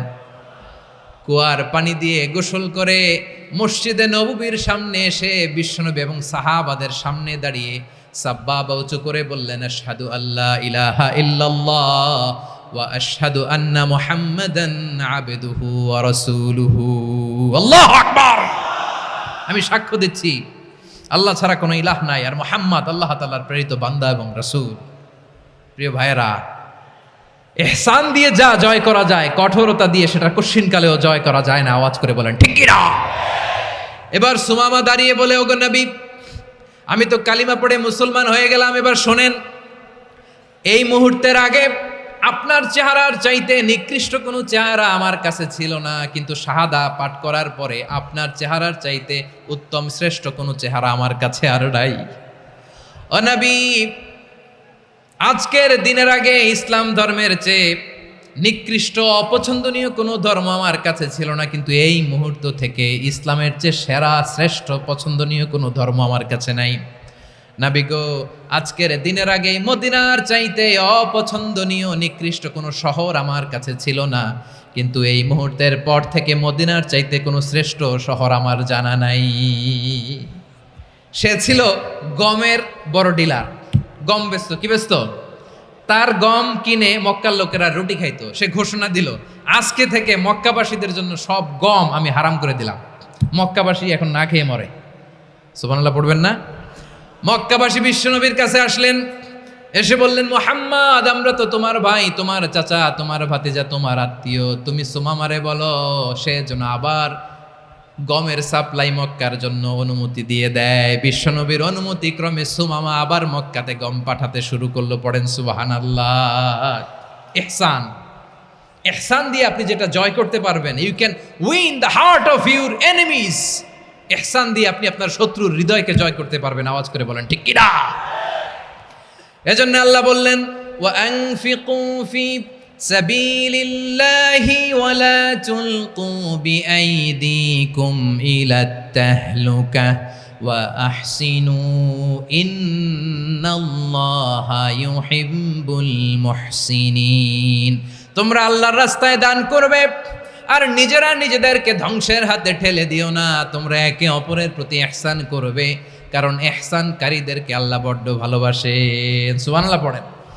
আবার সূরা রহমানে আল্লাহ বললেন, হাল জাযাউল ইহসানি ইল্লাল ইহসান ফাবিআইয়ি আলা, সবাই পড়েন, ফাবিআইয়ি আলাই রাব্বিকুমা তুকাযযিবান। ইহসানের প্রতিদান হিসেবে ইহসানি হয়। বিশ্বনবী সুমামার প্রতি যেমন ইহসান করেছেন, সুমামাও ঠিক তেমন ইহসান ফিরিয়ে দিয়েছে। ঠিক কিনা বলেন?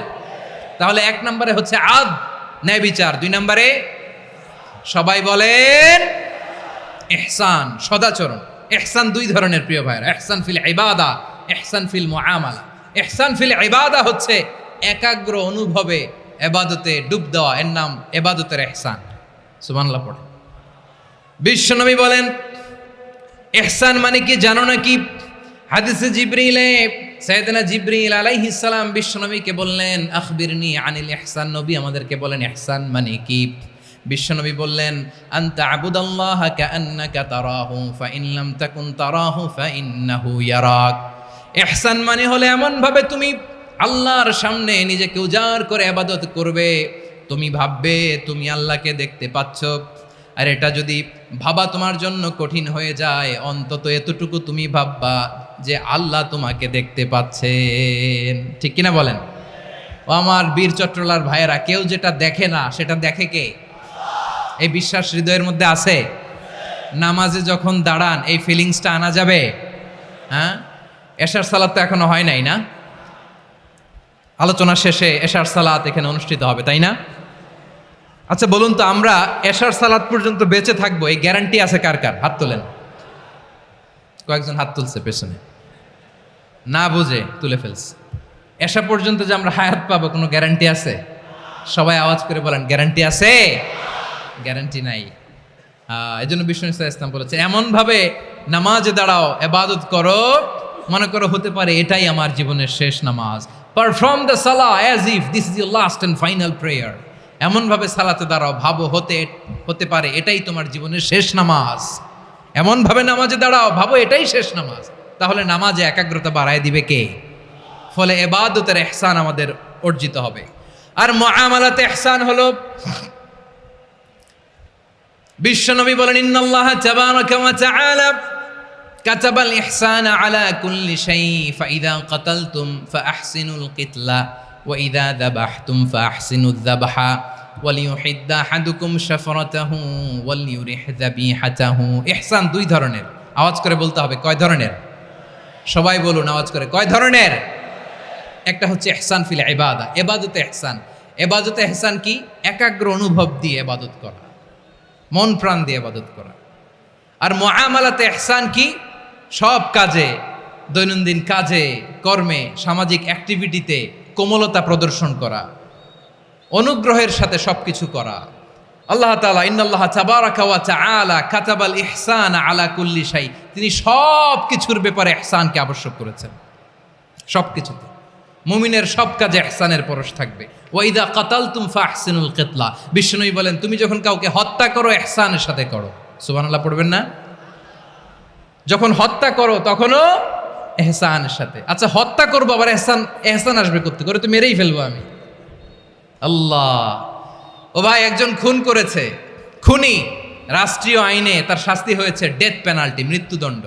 এখন মৃত্যুদণ্ড দেখে আপনি যেমনি মন চায় তেমনি মারবেন লোকটারে? ওর নাক কেটে ফেলতে পারবেন?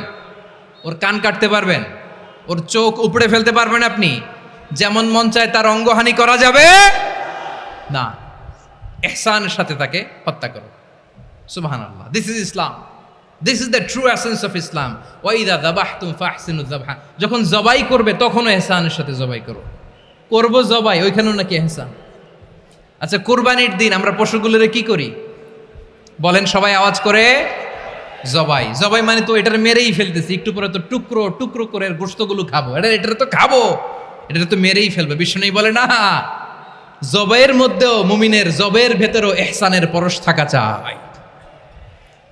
যখন জবাই করবে প্রাণীটাকে হাত পা টাইট করে বেঁধে নাও, ছুরিটাকে শার্পেন করে নাও, ধারালো করে নাও, যাতে অল্প সময়ে জবাইটা হয়ে যায়, প্রাণীটা যাতে কম কষ্ট পায়। সুবহানাল্লাহ পড়েন। দিস ইজ কল্ড ইহসান। ইহসান আল্লাহ তাআলা যেমনি আদলের আদেশ করেছেন, ন্যায় বিচার, জাস্টিস এনশিওর করতে বলেছেন, সমাজে ইহসানের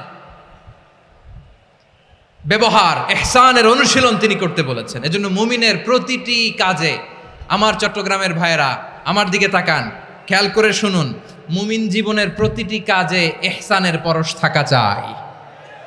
আমরা যেন আমাদের পরিবারের প্রতি ইহসান করি, আমরা যেন আমাদের কর্মচারীদের প্রতি ইহসান করি, আমরা যেন আমাদের কলিগদের প্রতি ইহসান করি, আমরা যেন আমাদের ভাইদের প্রতি ইহসান করি। মুমিন জীবনের প্রতি কাজে ইহসানের পরশ থাকার দরকার আছে না নাই? কথা বুঝতে পেরেছেন? তাহলে আল্লাহ তাআলার তিনটা আদেশ ছিল, কয়টা গেল? ভুলে গেছে, ভুলে গেছে চট্টগ্রাম। তিনটা আদেশের মধ্যে কয়টা বললাম? প্রথমে কি ছিল? আদল। 2 নম্বরে, 3 নম্বরে রব্বুল আলামিন বললেন ওয়া ইতা ইদিল কুরবা, নিকটাত্মীয়দেরকে দান করো। নিকট আত্মীয়দেরকে দাও, যারা তোমাদের ব্লাড কানেকশনের আত্মীয় তাদেরকে তোমরা দাও। এখানে জেনারেলি বললেন দাও, কি দিব সেটা তিনি এখানে বলেন নাই, সেটা তিনি সূরাতুল ইসরার মধ্যে বলেছেন। আল্লাহ বলেন ওয়া আতিযাল কুরবা হাক্কাহ, নিকট আত্মীয়দেরকে তাদের অধিকার, তাদের প্রাপ্য তোমরা বুঝিয়ে দাও। দেখেন, একটা শান্তির সমাজ, একটা সমৃদ্ধ সমাজ, একটা মানবিক সমাজ গঠনের জন্য আল্লাহ তাআলা বেশি না, মাত্র 3টা অর্ডার, 3টা ভার্ডিক্ট তিনি জারি করেছেন। 1 নাম্বার সুশাসন, ন্যায় বিচার। 2 নাম্বার ইহসান। 3 নাম্বার নিকটাত্মীয়, যারা কাছের, তোমার ভেরি ক্লোজ রিলেশনশিপে আছে, তাদেরকে দাও।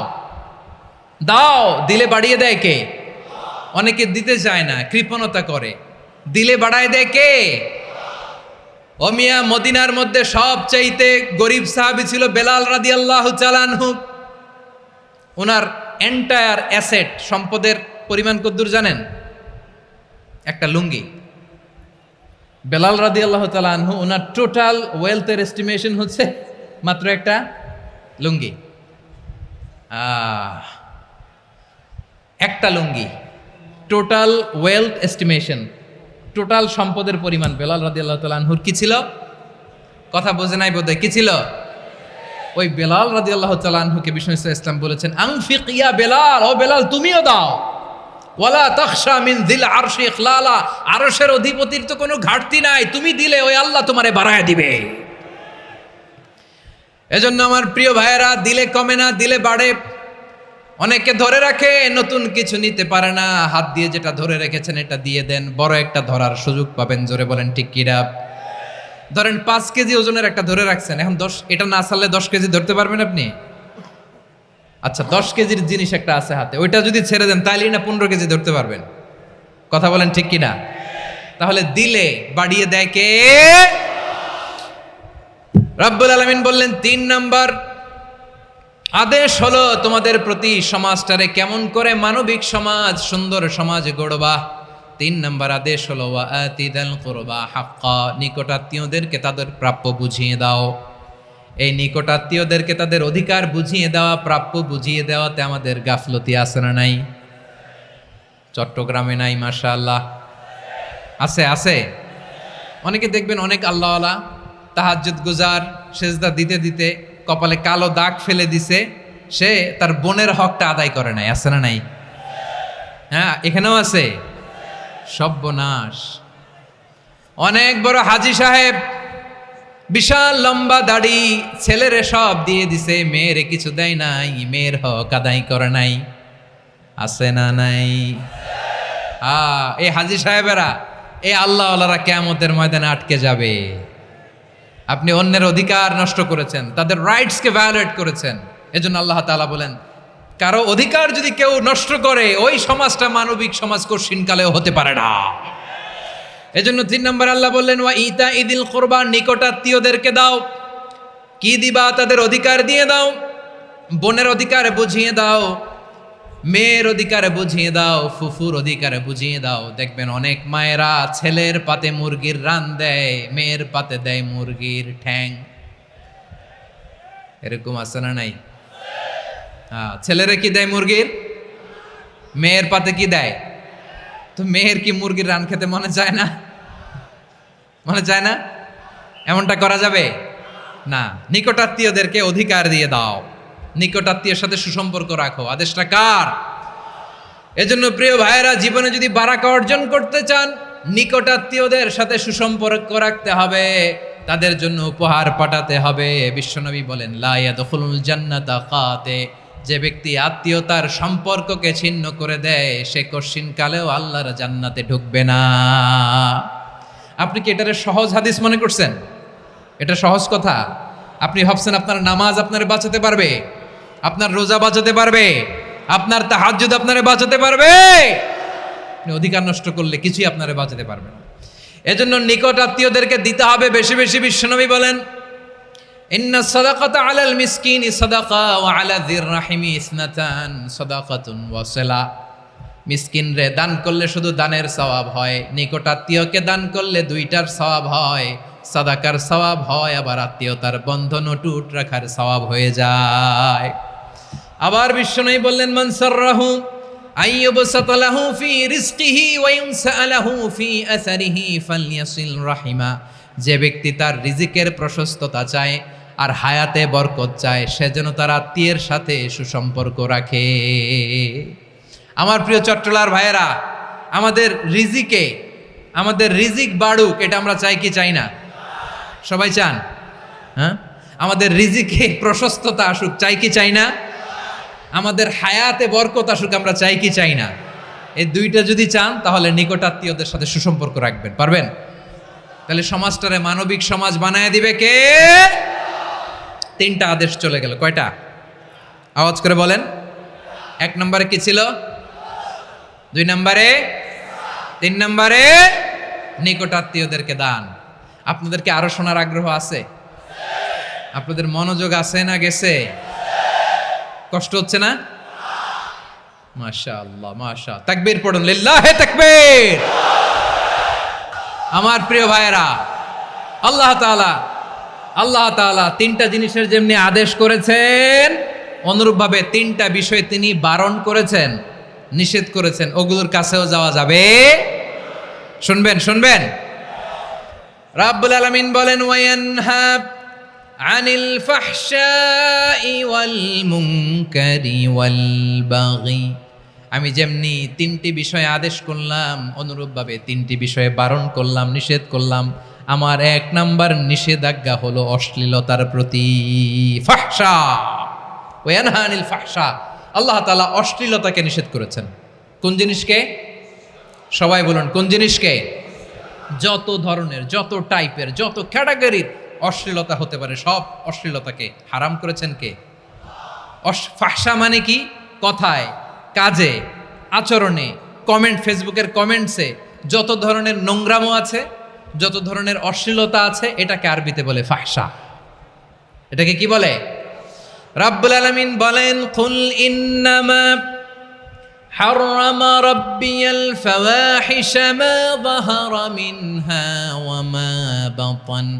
ও নবী, আপনি বলে দেন, আমার রব প্রকাশ্য, অপ্রকাশ্য, স্পষ্ট কিংবা অস্পষ্ট, দৃশ্যমান কিংবা অদৃশ্যমান সব অশ্লীলতাকে হারাম করেছেন। সব ধরনের অশ্লীলতা হারাম, সব ধরনের।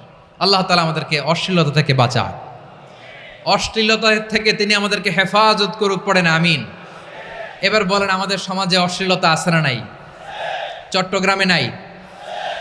আমি কই নাই, ওনারা বলে আছে। দেখছেন, আমি সামহাও বাঁচায় দেওয়ার ট্রাই করতেছি, আমি সামহাও বাঁচায় দেওয়ার ট্রাই করতেছি, ওনারা বলে আছে। অশ্লীলতা নানা ভাবে, নানা নামে, নানা মোড়কে আমাদের সমাজে আছে না নাই? সংস্কৃতির নামে, ফ্যাশনের নামে, বিনোদনের নামে, উপন্যাসের নামে, কনসার্টের নামে অশ্লীলতা আছে না নাই? আপনি দেখেছেন কনসার্টগুলোর অবস্থা? এই যে আতিফ আসলাম যে আসছে আমাদের দেশে, তারপর কে কে আসছে, আমাদের তরুণ তরুণীরা, আমাদের যুবক যুবতীরা, আমাদের জেনজিরা, কি অবস্থা ওইখানে? হ্যাঁ, কি অবস্থা? কে বাঁচাবে ওদের? কে রক্ষা করবে ওদের ইমানের, ওদের চরিত্রের হেফাজতের গ্যারান্টি কে দিবে? কনসার্টের নামে অশ্লীলতা আছে না নাই? ছেলে মেয়ে একে অপরকে জড়ায় ধরতেছে, একে অপরকে চুমু খাচ্ছে, প্রকাশ্যে, দিবালোকে, গণমানুষের সামনে। আল্লাহ তাআলা এই অশ্লীলতা থেকে আমাদেরকে বেঁচে থাকতে বলেছেন, বেঁচে থাকতে বলেছেন। রূপালী জগতের নামে অশ্লীলতা আছে না নাই? এই টার্মটা আপনারা জানেন না? রূপালী জগৎ কি জগৎ? আসলে কি রূপালী জগৎ না অন্ধকার জগৎ? আমার বোনেরা, আপনাদেরকে যে কি বলে তারা বুঝায়, রূপালী জগৎ শুনেই আপনি ভরকে যাবেন না। রূপালী জগতে যে নারী যত বেশি উলঙ্গ, সে নাকি তত বেশি সাহসী। জানেন, বলে এটা একটা সাহসী নারী, খুব সাহসী পদক্ষেপ তার। যত বেশি শরীর থেকে কাপড় নামাতে পারবে, যত বেশি বস্ত্রহীন হয়ে নিজেকে প্রেজেন্ট করতে পারবে, সে নাকি তত বেশি সাহসী। ও আমার চট্টলার ভাইয়েরা, শয়তানের প্রথম এজেন্ডা ছিল বনি আদমকে বস্ত্রহীন করা। সে আদম এবং হাওয়া আলাইহিস সালামকে নিষিদ্ধ গাছের ফল খাইয়ে তাদেরকে বস্ত্রহীন করেছে। এই জামিনেও সে আমাদেরকে বস্ত্রহীন করতে চাইবে। এই রূপালী জগতের নামে তারা এটা করে। আমার প্রিয় বোনেরা, আপনি জানেন না আপনার দাম কত। ওরা আপনাদেরকে বিজ্ঞাপনের সস্তা পণ্য বানাতে চায়। ওরা আপনাদেরকে ওদের ভোগের লিপসার টুলস বানাতে চায়। ওরা আপনাদেরকে দিয়ে ওদের খায়েশ পূরণ করতে চায়। এটা আপনাদের জন্য মোটেও ডিগনিটি নয়, এটা আপনাদের জন্য সম্মান নয়। আপনার সম্মান শালীনতায়, আপনার সম্মান হেজাবে, আপনার সম্মান ভদ্রতায়, আপনার সম্মান আপনার ডিসেন্ট পোশাকে। পোশাক বলে দেয় এই নারীটা ভদ্র না অভদ্র। পোশাক বলে দেয় এই মেয়েটা কোন ঘরের মেয়ে। আওয়াজ করে বলেন ঠিক কিনা? আপনি জানেন না, আপনারা এই সস্তা পণ্য বানায়, ভোগের পণ্য, বিলবোর্ডে আপনাকে উলঙ্গ করে উপস্থাপন করে। এই অশ্লীলতার সাথে ইসলামের কোনো সম্পর্ক। এজন্য আল্লাহ বলেন, আমি অশ্লীলতাকে হারাম করেছি।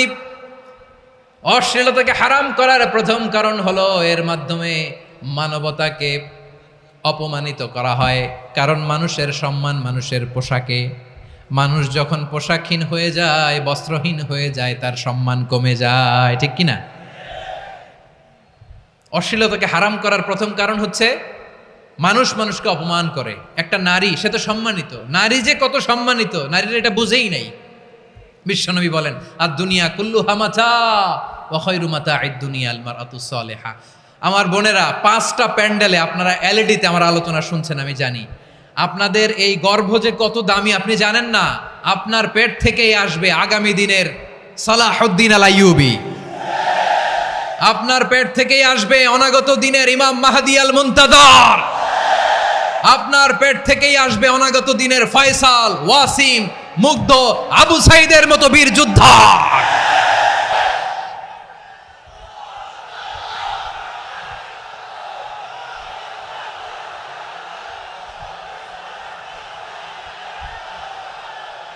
আমার প্রিয় বোনেরা, আমার প্রিয় বোনেরা, বিশ্বনবীর কথার ওজন খেয়াল করেন। আর দুনিয়া কুল্লুহা মাতা ওয়া Khairu মাতা'আদ দুনিয়াল মারআতুস Saliha.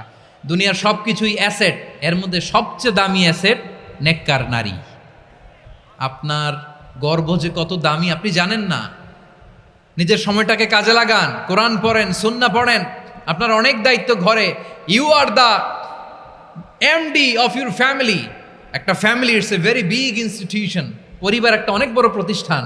And you are the MD of your institution. আপনি এই পরিবারের MD, managing director of your family. এখানে আপনার কত দায়িত্ব। আপনি ছেলেমেয়েদেরকে তারবিয়া করবেন।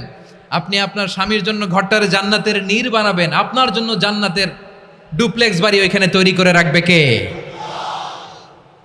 আপনি যে কত দামি আপনি জানেন না। নারীদেরকে আল্লাহ বানিয়েছেন উচ্চতর করে, নিম্নতর নয়। নারীদেরকে ছোট্ট জিনিস দিলে এটারে বড় করে দেয়। নারীদেরকে ভ্রূণ দিলে, শুক্রাণু দিলে নারী এটারে বাচ্চা হিসেবে উপহার দেয়, ঠিক কিনা?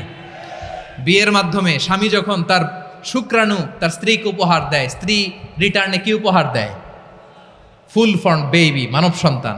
দেখছেন, আপনি দিলেন একটুক, উনি দিছে বিশাল। আপনি যদি নারীকে বাজার এনে দেন, নারী এটাকে সুস্বাদু খাবারে রূপান্তর করে দেয়। আপনি তাকে একটা মুচকি হাসি দিয়ে দেন, সে তার কলিজা দিয়ে দেয়। কিন্তু যদি আপনি তার মনে কষ্ট দেন, সে আপনার জীবনকে জাহান্নাম বানায়া দেয়। খবর আছে, নারীর মন বুঝতে পারলে নেয়ামত, বুঝতে না পারলে কিয়ামত। ঠিক কিনা বলেন? আমার প্রিয় বোনেরা, আপনি যে কত দামি আপনি জানেন না। জানেন না আপনি কত দামি, অনেক দামি আপনি। আপনাদেরকে যেন ভোগের সস্তা পণ্য বানাতে না পারে, আপনাদেরকে সচেতন থাকতে হবে, সজাগ থাকতে হবে, কনসার্ন থাকতে হবে। শয়তানের ওই হাতছানির দিকে আর নজর দেওয়া যাবে না। তাহলে কেন আল্লাহ তাআলা এই ফাহশা, অশ্লীলতাকে হারাম করলেন? 1 নাম্বার, এতে হিউম্যান ডিগনিটি কমে। 2 নাম্বার, এতে মানুষের অধিকার নষ্ট হয়। আপনি বিয়ে করেছেন, এরে পরকিয়া করেন, ওর সাথে এরকম আছে না নাই? স্ত্রীর অধিকার নষ্ট করেছেন। আপনি বিবাহ সম্পর্কে আবদ্ধ হয়েছেন তার সাথে, আপনি পরকিয়া করেন ওই ছেলের সাথে, আপনি আপনার হাজবেন্ডের সাথে বিট্রে করেছেন। এজন্য আল্লাহ অশ্লীলতাকে হারাম করেছেন। অশ্লীলতাকে হারাম করার আরেকটা কারণ হচ্ছে আল্লাহ তাআলা এই হিউম্যান জেনারেশনকে এটাকে প্রিজার্ভ করতে চায়। হিফজুন নাসল, এটা মাকাসিদুশ শরিয়ার অনেক গুরুত্বপূর্ণ একটা মাকাসিদ, অনেক গুরুত্বপূর্ণ। আপনার নাসাল, আপনার জেনারেশনকে সংরক্ষণ করা। এই যে আসতেছে ফেব্রুয়ারি, কত ফেব্রুয়ারি জানো? এটা কি বিশ্ব ভালোবাসা দিবস? হ্যাঁ, কি দিবস? এই বিশ্ব ভালোবাসা দিবসের সাথে মুসলমানদের কোনো সম্পর্ক নাই। আমার প্রিয় ভাইরা, এই যে আপনি অবৈধ সম্পর্কে জড়ালেন, কেন আল্লাহ অশ্লীলতাকে হারাম করেছে দেখেন। বলতেছিলাম যে এটা আপনার নাসাল, আপনার জেনারেশন, আপনার লিনিয়েজ, আপনার বংশকে প্রিজার্ভ করা। কে কার বাবা, কে কার মা, বাবা মা জানা, প্রজন্মকে প্রিজার্ভ করা, এটা ইসলাম ওয়াজিব করে দিয়েছে। এই যে অবৈধ সম্পর্কের কারণে, বিশ্ব বেহায়া দিবসের কারণে, এগুলোর আউটকাম, আউটপুট হিসেবে মাঝে মাঝে এই ঢাকা মেডিকেলের ডাস্টবিনে নবজাতকের বাচ্চার কান্নার আওয়াজ শুনতে পাওয়া যায়। চট্টগ্রাম মেডিকেলের ডাস্টবিনে নবজাতকের কান্না শুনতে পাওয়া যায়। বীর চট্টলার মুসলমানেরা বুঝতে পারলে আওয়াজ করে বলেন, এই যে চট্টগ্রাম মেডিকেলে যে নবজাতকটা পাওয়া গেল, ওর বাবাকে আমাকে বলেন। ওর বাবাকে, ওর মাকে, ও কোন ফ্যামিলির সন্তান কেউ জানে? আপনি হিউম্যান ডিগনিটিকে অপমান করেছেন না? আপনি তার ভবিষ্যৎকে অন্ধকার করেছেন না? আপনি তার লিনিয়েজকে প্রশ্নবিদ্ধ করে দিয়েছেন না? এই জন্য আল্লাহ তাআলা অশ্লীলতাকে আমাদের জন্য হারাম করে দিয়েছেন। পড়েন সুবহানাল্লাহ। এই জন্য রাব্বুল আলামিন বলেন, কুল ইন্নামা حرم ربي الفواحش ما ظهر منها وما بطن প্রকাশ্য অপ্রকাশ্য সব অশ্লীলতাকে হারাম ঘোষণা করে দিয়েছে কে? আবার দুনিয়ার বুকে যারা অশ্লীলতার প্রসার করে তাদের জন্য শাস্তি মজুদ রেখেছে কে? রব্বুল আলামিন বলেন, ইন্নাল্লাযীনা ইউহিব্বুনা আন তাশিআল ফাহিশাতু ফিল্লাযীনা আমানু লাহুম আযাবুন আলীমুন ফিদ দুনিয়া ওয়াল আখিরাতি ওয়াল্লাহু ইয়ালামু ওয়া আনতুম লা তা'লামুন। নিশ্চয়ই যারা বিশ্বাসীদের মাঝে অশ্লীলতার প্রচার প্রসার করতে চায় তাদের জন্য আমি মর্মন্তুদ শাস্তি প্রস্তুত করে রেখেছি, দুনিয়াতেও রেখেছি, আখিরাতেও রেখেছি। ঘোষণাটা কার? যারা এই নাটকের নামে, সিনেমার নামে, রূপালী জগতের নামে, মুভির নামে, ওটিটি প্ল্যাটফর্মের নামে আমার সমাজে অশ্লীলতা ছড়াতে চায় তাদের জন্য কঠিন মর্মন্তুদ শাস্তি মজুদ রেখে দিয়েছে কে? ও আমার বোনেরা, এখনো আপনি জাগবেন না? এখনো আপনার চিন্তার দুয়ারে এখনো নাড়া পড়ে নাই? ওরা আপনাকে উলঙ্গ বানাতে চায়, ওরা আপনাকে আইটেম গার্ল বানাতে চায়। এজন্য ইসলাম অশ্লীলতাকে হারাম করেছে। হারাম।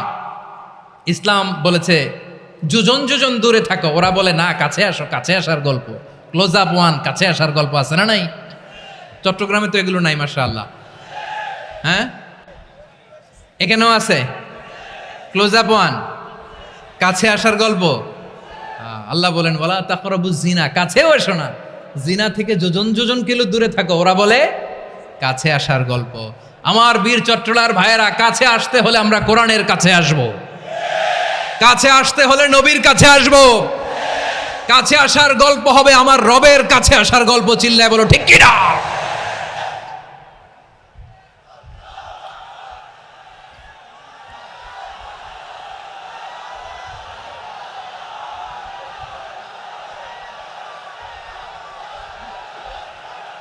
বসুন বসুন আমার ভাইয়েরা।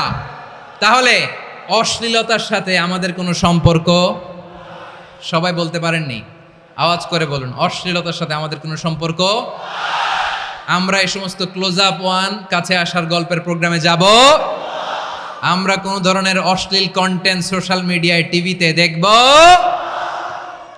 কি যুগ যে আমরা কাটাচ্ছি আপনি কল্পনা করতে পারবেন না। পর্ন ইন্ডাস্ট্রি, নারী পুরুষের বস্ত্রহীন যুগল দৃশ্য, এটাকে দিয়ে ওরা কোটি ডলারের ইন্ডাস্ট্রি বানিয়েছে। পুরো মানব ইতিহাসে এরকম জঘন্য সময় মানব ইতিহাস পার করে নাই। পর্ন এটা ইন্ডাস্ট্রি হয়ে গেছে। আমাদের এই যুবকগুলো, জেনজিগুলো, ওদের চরিত্র বাঁচাবে কি করে?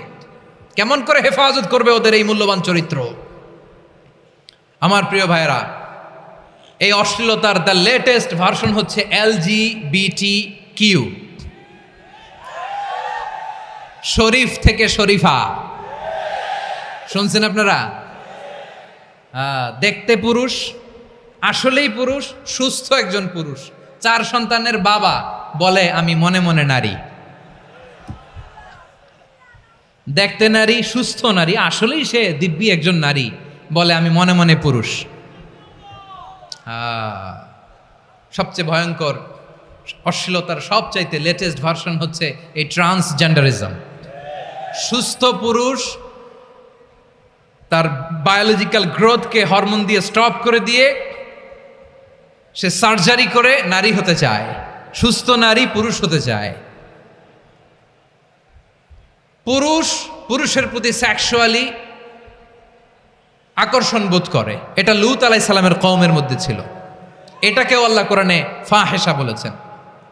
ওয়ালুতান ইয ক্বালা লিকাওমিহি আতাতুনাল ফাহিশাতা মা সাবাকাকুম বিহা মিন আহাদিম মিনাল আলামিন। লূত আলাইহিস সালাম বললেন, তোমরা কি এমন এক অশ্লীল কার্যক্রমে ডুব দিলে নাকি যেটা গোটা বিশ্বের কেউ কখনো করে নাই, তোমরাই প্রথম করেছো। পড়েন নাউযুবিল্লাহ। এই পশ্চিমের এই রোগ আমার দেশে যেন আসতে না পারে, আমাদের সজাগ থাকতে হবে। প্রিয় ভাইরা, চিল্লায় বলেন ঠিক কিনা? পশ্চিমের অবস্থা ভয়ঙ্কর। পাশ্চাত্যে। আমি যুক্তরাষ্ট্রে ছিলাম অনেক দিন, কয়েক মাস, বিভিন্ন স্টেটে ঘুরেছি। গার্ডিয়ানরা উদ্বিগ্ন, ছেলে মেয়েদেরকে, ছোট্ট ছেলে মেয়ে, ওদেরকে জিজ্ঞেস করে, তুমি how do you feel right now inside yourself, তুমি ভিতরে ভিতরে কেমন ফিল করো, তোমার কি ছেলে ছেলে লাগে না মেয়ে মেয়ে লাগে? আচ্ছা বলেন, এই ছোট্ট বাচ্চাটাও কি এগুলো জেন্ডার অ্যাসাইনমেন্ট বলতে এগুলো কিছু বুঝে? এইভাবে মিসগাইড করা হচ্ছে। কৌতূহলবশত ছোট্ট ছেলে যদি বলে আমার তো মেয়ে মেয়ে লাগে, তখন বলে যে না তুমি মেয়ে, ছেলে না। মা বাবা বাধা দিলে ওকে আলাদা গভর্নমেন্ট হাউসে নিয়ে যায়। ভয়ঙ্করতম অবস্থা। আমরা একটা সময়ে শুনতাম যে হুজুর আমার ছেলেটা খুব ভালো, হাফেজে কোরআন, আল্লাহওয়ালা। হুজুর আমার ছেলে দাড়ি রাখছে, আল্লাহওয়ালা। হুজুর আমার ছেলে 5 ওয়াক্ত সালাত জামাতের সাথে পড়ে, তার মানে আল্লাহওয়ালা। পশ্চিমে যে আমি কি শুনছি জানেন? ওরা বলে হুজুর আমার ছেলেটা ইউনিভার্সিটির একটা মেয়ের সাথে প্রেম করে, ও খুব আল্লাহওয়ালা, হুজুর দোয়া করবেন। এর কারণ ওদের কাছে আল্লাহওয়ালার ক্রাইটেরিয়া হচ্ছে হুজুর আমার ছেলেটা আরেক ছেলেরে পছন্দ করে নাই, আমার মেয়েটা আরেক মেয়েকে ভালোবাসে নাই, এজন্য আমার ছেলেটা আল্লাহওয়ালা, হুজুর ওর জন্য একটু দোয়া করে দিয়েন। কি চ্যালেঞ্জ ওরা ফেস করতেছে। ওনার ছেলে যে আরেক ছেলেরে বিয়ে করবে না, এটাতেই উনি খুশি যে আলহামদুলিল্লাহ আমার ছেলেটা একটা মেয়েরে ভালোবাসে, আমার মেয়েটা একটা ছেলেরে ভালোবাসে, মানে এটা খুব আল্লাহওয়ালা। নাউজুবিল্লাহ পড়তে পারলেন না? এজন্য অশ্লীলতার সাথে আমাদের কোনো সম্পর্ক। রব্বুল আলামিন বলেন ওয়ায়ানহা আনিল ফাহশাই ওয়াল মুনকারি ওয়াল বাগি, 3টা জিনিসকে আমি নিষিদ্ধ করলাম। 1 নাম্বার হলো ফাহশা, অশ্লীলতা। 2 নম্বরে হলো মুনকার, সমস্ত মন্দ কাজ। আপনাদের মনোযোগ আছে না? শেষ করে দিব? আর 2-1 মিনিট শুনবেন? আচ্ছা বলি তাহলে, আর 2-1 মিনিট। তাহলে নিষেধাজ্ঞা জারি করেছেন 3টা জিনিসের উপর। 1 নাম্বার কি? ফাহশা, অশ্লীলতা। 2 নাম্বার মুনকার।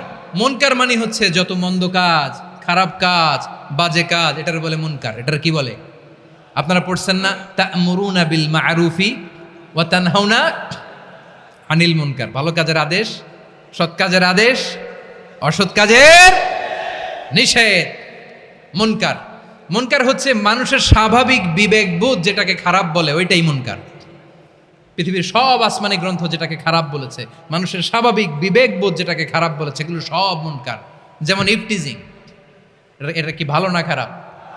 মজুদদারি, খাদ্যে ভেজাল দেওয়া, ওজনে কম দেওয়া, মাছে ফরমালিন মিশানো, চাঁদাবাজি, টেন্ডারবাজি, দখলবাজি, এগুলো আমাদের স্বাভাবিক বিবেকেই বলে এগুলো খারাপ, এগুলো হচ্ছে মুনকার। আল্লাহ তাআলা এই মুনকার থেকে আমাদেরকে বেঁচে থাকতে বলেন, আর শয়তান এই মুনকারের প্রতি আমাদেরকে উদ্বুদ্ধ করে। আল্লাহ তাআলা বললেন ইয়া আইয়ুহাল্লাযীনা আমানু লা তাত্তাবিউ খুতুওয়াতিশ শাইতান ومن يتبع خطوات الشيطان فإنه يأمر بالفحشاء والمنكر। আল্লাহ বললেন আমার গোলামেরা শোনো শোনো, ও আমার বিশ্বাসী বান্দারা খবরদার, তোমরা কশিনকালেও শয়তানের পদাঙ্ক অনুসরণ করবে না, কারণ শয়তান তোমাদেরকে অশ্লীলতা এবং মন্দ কাজের দিকে উদ্বুদ্ধ করে। আমাদের কাজ হচ্ছে শয়তান আমাদেরকে যেদিকে নিতে চায় আমরা তার উল্টা দিকে যাব, ঠিক কিনা বলেন?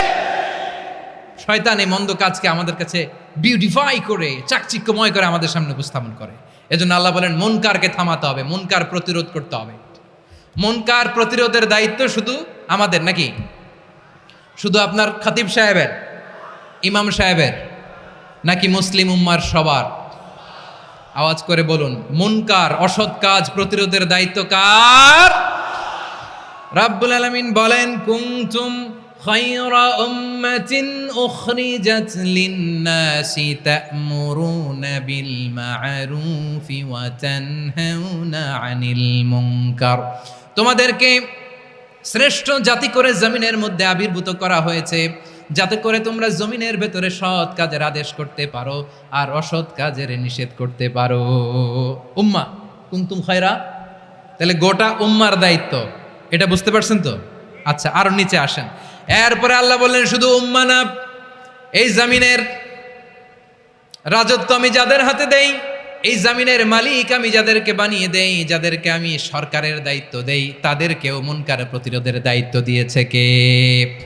আল্লাহ বলেন যারা ক্ষমতার মসনদে বসেছে তাদেরকে 4 দফা কর্মসূচি আমি আল্লাহ দিলাম। আওয়াজ করে বলেন কয় দফা? আল্লাহ বলেন আল্লাযীনা ইম্মাক্কান্নাহুম ফিল আরদি আকামুস সালাতা ওয়া আতাউজ যাকাতা ওয়া আমারু বিল মা'রুফি ওয়া নাহাউ আনিল মুনকার ওয়ালিল্লাহি আকিবাতুল উমুর।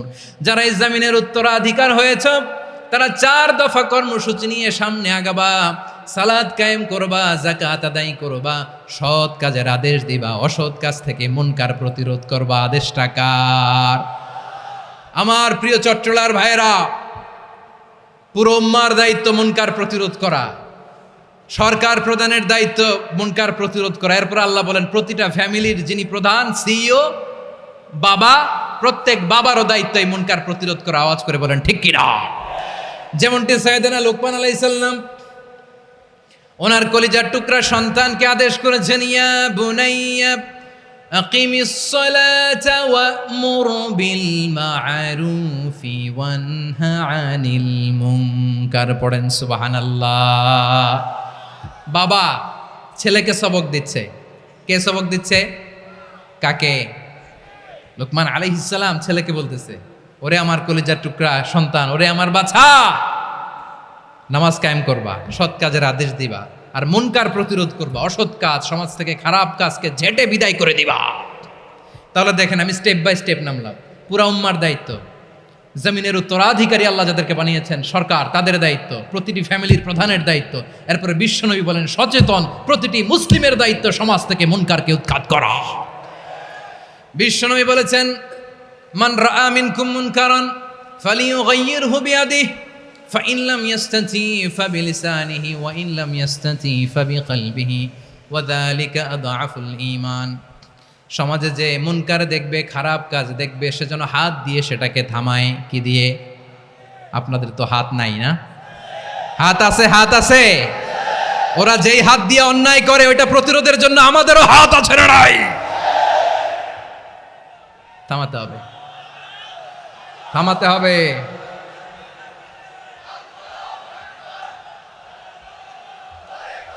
বসুন আমার প্রিয় ভাইয়েরা, ওরা ওদের যেই হাত দিয়ে টেন্ডারবাজি করে, চাঁদাবাজি করে, ইফটিজিং করে, দখলবাজি করে, যেই হাত দিয়ে, ওই মুনকার থামায় দেওয়ার জন্য আল্লাহর দেয়া আমাদেরও 2টি হাত আছে না নাই?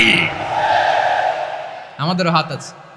থামাইতে হবে, থামাইতে হবে, হিম্মত করতে হবে। আমার প্রিয় ভাইরা, না থামালে আমরাই ডুববো শেষমেশ। আমাদের বাঁচার জন্য হইলেও থামাইতে হবে। রব্বুল আলামিন বলেন ওয়াত্তাকু ফিতনাতাল লা তুসিবান্নাল্লাযীনা যালামু মিনকুম খাসসা। ও আমার গোলামেরা, ওই আযাবকে ভয় করো যে আযাব যখন আমি জমিনের বুকে পাঠাই শুধু জালেমদেরকেই মারি না, আলেমদেরকেও মারি। আযাব যখন আসে তখন শুধু জালিমই মরে না, আলেমও মরে। জানেন মুসা আলাইহিস সালামের পায়ে একবার একটা লাল পোকা কামড় দিয়েছে, লাল পিঁপড়া। লাল পিঁপড়া কামড় দিলে খুব আরাম লাগে না? কি লাগে? হ্যাঁ, জলে না? লাল একটা পিঁপড়া কামড় দিছে, তো উনি রেগে মেগে পাশি দেখে লাল পিঁপড়ার বাসা, পা দিয়ে ডলে মুছে সবগুলো পিঁপড়া মেরে ফেলছে। এই ঘটনাটা আল্লাহ ঘটিয়েছেন এজন্য মুসা আলাইহিস সালাম ছিলেন কালিমুল্লাহ, সরাসরি আল্লাহর সাথে কথা বলতেন। তিনি আল্লাহকে জিজ্ঞেস করেছিলেন, আল্লাহ তুমি যখন কোনো জনপদে আযাব পাঠাও, শাস্তি দাও, ওখানকার শুধু জালেমরাই তো মরে না, ভালো মানুষগুলাও মরে, তো আযাব দিবা মুশরিকদের উপর দিবা, অবাধ্যদের উপর দিবা, ভালো মানুষগুলারে মারো কেন?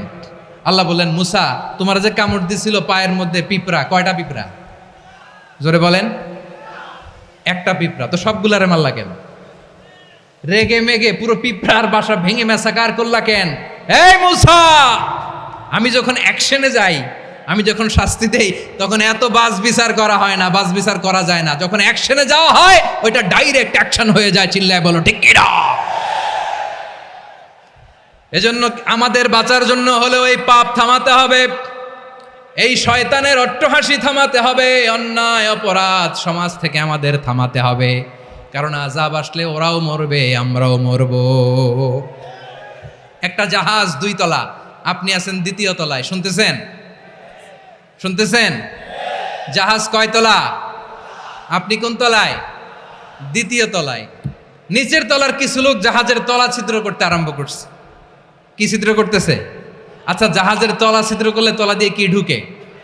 এখন আপনি যদি বলেন আমার কি, আমি তো 2 তলায়, আমার কি, আমি তো সেফ, আমি ইন দ্য সেফ জোন, আমি তো ভালো আছি, আমি তো ভালো আছি, ওরা ছিদ্র করে ওরা মরবে। আসলে কি শুধু ওরা মরবে, নাকি তলা ফুটো হলে ভিতরে পানি ঢুকলে আপনারও সলিল সমাধি হবে? তলা দিয়ে যখন পানি ঢুকবে, জাহাজ ডুবলে আপনিও মরবেন। এজন্য নিজে মরার আগে ওই পাগলগুলোর নিচতলায় যে থামাতে হবে, চিল্লায় বলেন ঠিক কিনা? এজন্য আল্লাহ বললেন মুনকার প্রতিরোধের দায়িত্ব সমাজের টপ টু বটম সবার। পুরো আম্মার দায়িত্ব, সরকার প্রধানের দায়িত্ব, প্রতিটি ফ্যামিলির প্রধান বাবার দায়িত্ব, বিশ্বনবী বললেন প্রতিটি সচেতন মুসলিমের দায়িত্ব। এজন্য মুনকার প্রতিরোধ করার দরকার আছে না নাই?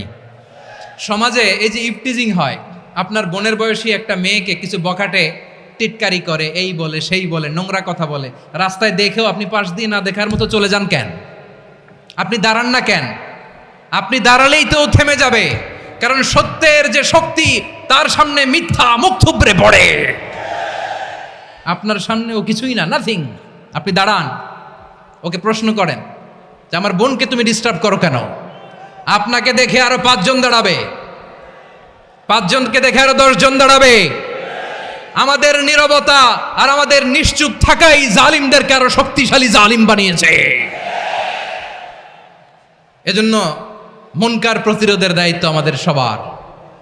টেন্ডারবাজি, চাঁদাবাজি, দুর্নীতি, অপরাধ, দখলদারিত্ব, মজুদদারি, এগুলো সব কিছু একসাথে প্রতিরোধ করতে হবে, ঠিক কিনা বলেন? একটা মানবিক সমাজ যদি চাই, প্রতিরোধ করতে হবে। প্রিয় ভাইয়েরা, আল্লাহর শপথ নিয়ে বলি, এই নাসিহাতগুলো সবার জন্য, সব দলের জন্য, সব মতের মানুষের জন্য। আমরা কোনো দলের প্রতি মানুষকে ডাকি না, আমরা ডাকি ইসলামের দিকে। সব দলের, সব মতের, সব মানুষদেরকে আমরা আহ্বান জানাই, আসুন আমরা একটা সুন্দর সমাজ বিনির্মাণ করি। এই যে নতুন বাংলাদেশের এক সুযোগ এসেছে, আর জীবনে হয়তো আসবে না, সামনের 100 বছর এই সময় আসবে না। আসুন দেশটাকে আমরা সাজাই, আসুন আমরা দুর্নীতি বন্ধ করি, আসুন আমরা চাঁদাবাজি বন্ধ করি, আসুন আমরা দখলদারিত্ব বন্ধ করি, আসুন আমরা এক দল আরেক দলকে নিশ্চিহ্ন করার যে রাজনীতি, এটা বন্ধ করি। সব দলের প্রতি আমার আহ্বান। আমি কিছুদিন আগে একটা নিউজ দেখলাম, ওই যে লন্ডনে বসে জনাব তারেক রহমান সাহেবকে আমি ধন্যবাদ দিতে চাই। উনি সংবাদ শোনা মাত্রই ওনার দলের অনেক চাঁদাবাজকে উনি বহিষ্কার করেছে।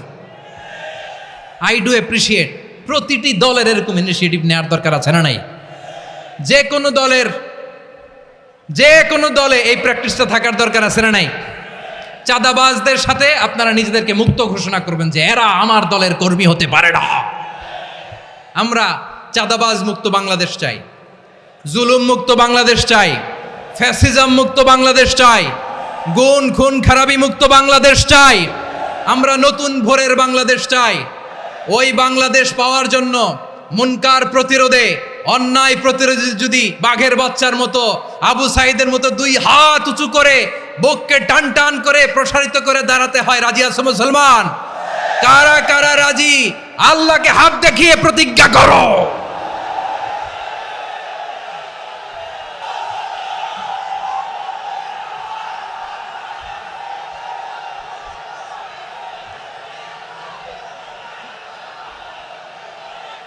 আমার প্রিয় ভাইয়েরা, বসুন বসুন আমার ভাইয়েরা।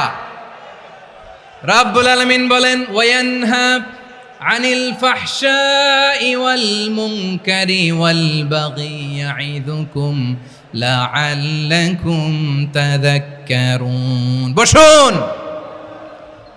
আল্লাহ বললেন, আমি অশ্লীলতাকে নিষেধ করি, আমি সব ধরনের মন্দ কাজকে নিষিদ্ধ করি, সব শেষে আমি সীমা লঙ্ঘনকে তোমাদের জন্য নিষিদ্ধ করি। আলোচনা মনে আছে তো, না ভুলে গেছেন? নিষিদ্ধ করেছেন কয়টা জিনিস? 1 নম্বরে অশ্লীলতা, 2 নম্বরে মুনকার তথা সব মন্দ কাজ, 3 নম্বরে আল বাগি, সীমা লঙ্ঘন। ক্রসিং দ্য লিমিট, সীমালঙ্ঘন করা ভালো না। We all should know our limits. চিল্লায় বলেন ঠিক কিনা? একই আয়াতে আল্লাহ বললেন, কুল ইন্নামা حرم ربي الفواحش ما ظهر منها وما بطن والإثم والبغي بغير الحق। অন্যায় ভাবে যে অবাধ্য হয়, যে সীমালঙ্ঘন করে, তাদেরকেও আমি এটা হারাম করে দিলাম। সীমালঙ্ঘন করা হারাম, সীমালঙ্ঘন করা হারাম। আল্লাহ বারবার আমাদেরকে ওয়ার্নিং দেয়। যখন আমরা থামি না তখন আল্লাহ ধরে, আর যখন ধরে তখন ছাড়ে না। ধরে না, ধরলে আল্লাহ। ফেরাউনকে কিন্তু হুট করে ধরে নাই, আপনারা জানেন 9 বার ওয়ার্নিং দিয়েছে। ফেরাউনকে আল্লাহ তাআলা ওয়ার্নিং দিয়েছিল কয়বার? বীর চট্টলার বীর সেনানীরা আওয়াজ করে বলেন, ফেরাউনকে ধরার আগে ওয়ার্নিং দেওয়া হয়েছিল কয়টা? রাব্বুল আলামিন বলেন, ওয়ালাকাদ আতাইনা মূসা 9 আয়াতিন বাইয়িনাত, 9টা মুআজিজা দেখিয়েছি। 1 2 3 বারবার এইভাবে রিমাইন্ডার, ওইভাবে রিমাইন্ডার, এইভাবে নাসিহাত, ওইভাবে দাওয়া। ফাকুলা লাহু কাওলান লাইয়িনা, নরম করে বলো, সফট করে বলো, যত ওয়ে হতে পারে দাওয়া মেথডোলজির মুসা আলাইহিস সালামের সব অ্যাপ্লাই শেষ। 10ম বারে যে আল্লাহ ধরছে, 10ম বারে যে ধরেছে। এজন্য আল্লাহ বলেন, আমি সীমালঙ্ঘনকে পছন্দ করি না। কোরআনের অন্য আয়াতে বাগীকে বলা হয়েছে আল ইতিদা, সীমালঙ্ঘন যারা করে তাদেরকে আল্লাহ বলেছেন মুতাদিন। وقاتلوا في سبيل الله الذين يقاتلونكم ولا تعتدوا إن الله لا يحب المعتدين। আমি সীমালঙ্ঘনকারীদেরকে কোশ্চেন কালেও পছন্দ করি না। আমরা যেন সীমালঙ্ঘন না করি, রাজি আছেন তো? যে কোনো ক্ষেত্রে ইবাদতে যেন সীমালঙ্ঘন না করি। অনেকে আমরা ইবাদতে সীমালঙ্ঘন করে ফেলি। বিশ্বনবী সাল্লাল্লাহু আলাইহি ওয়াসাল্লাম যেটা শিখিয়েছেন এর বাইরে যে অতিরিক্ত বুজুর্গ হতে চায়, এরকম আছে না নাই? করা যাবে না, কোনো ক্ষেত্রেই সীমালঙ্ঘন করা যাবে, এমনকি যুদ্ধক্ষেত্রেও না। বিশ্বনবী সাল্লাল্লাহু আলাইহি ওয়াসাল্লাম বলেন, খবরদার যুদ্ধক্ষেত্রেও সীমালঙ্ঘন করো না। কি সুন্দর ইসলাম আমরা পেয়েছি। বিশ্বনবী বলেন, খবরদার যুদ্ধের ময়দানে কোনো নারীর গায়ে হাত তোলো না, কোনো শিশুর গায়ে হাত তোলো না, কোনো গবাদি পশু হত্যা করো না, কোনো শস্য ক্ষেত্র ধ্বংস করো না, ইবাদতরত অন্য ধর্মের কোনো সন্ন্যাসীর গায়ে হাত তুলো না। বলেন সুবহানাল্লাহ। তাহলে আমরা সীমালঙ্ঘন করতে পারবো? প্রিয় ভাইরা, একটা সুখী, সমৃদ্ধ, শান্তির সমাজ, মানবিক সমাজ যদি আমরা গঠন করতে চাই, আমাদের আল্লাহর দেয়া কয়টা আদেশ মানতে হবে বলেন দেখি? সবাই বলেন কয়টা?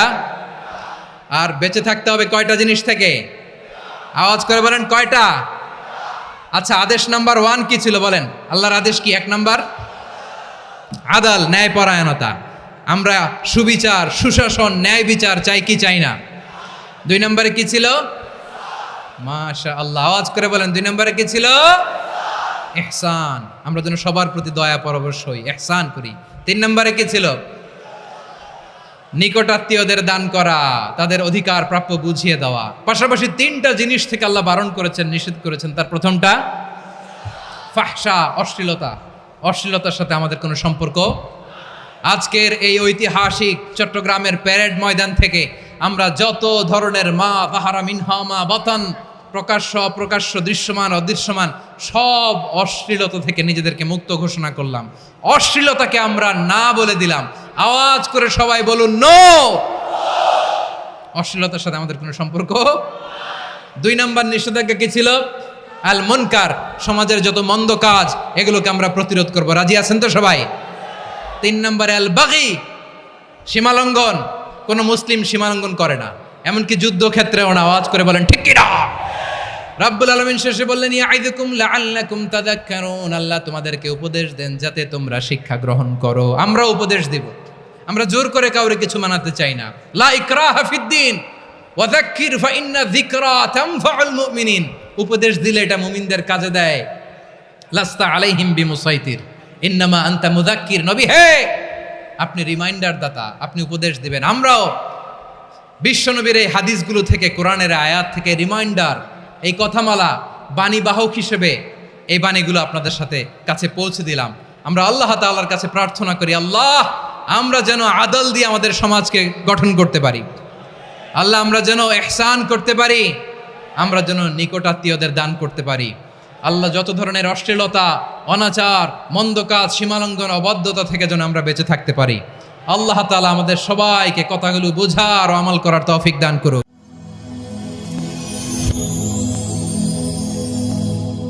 Rose TV 24. Enjoy by listening to the Holy Quran.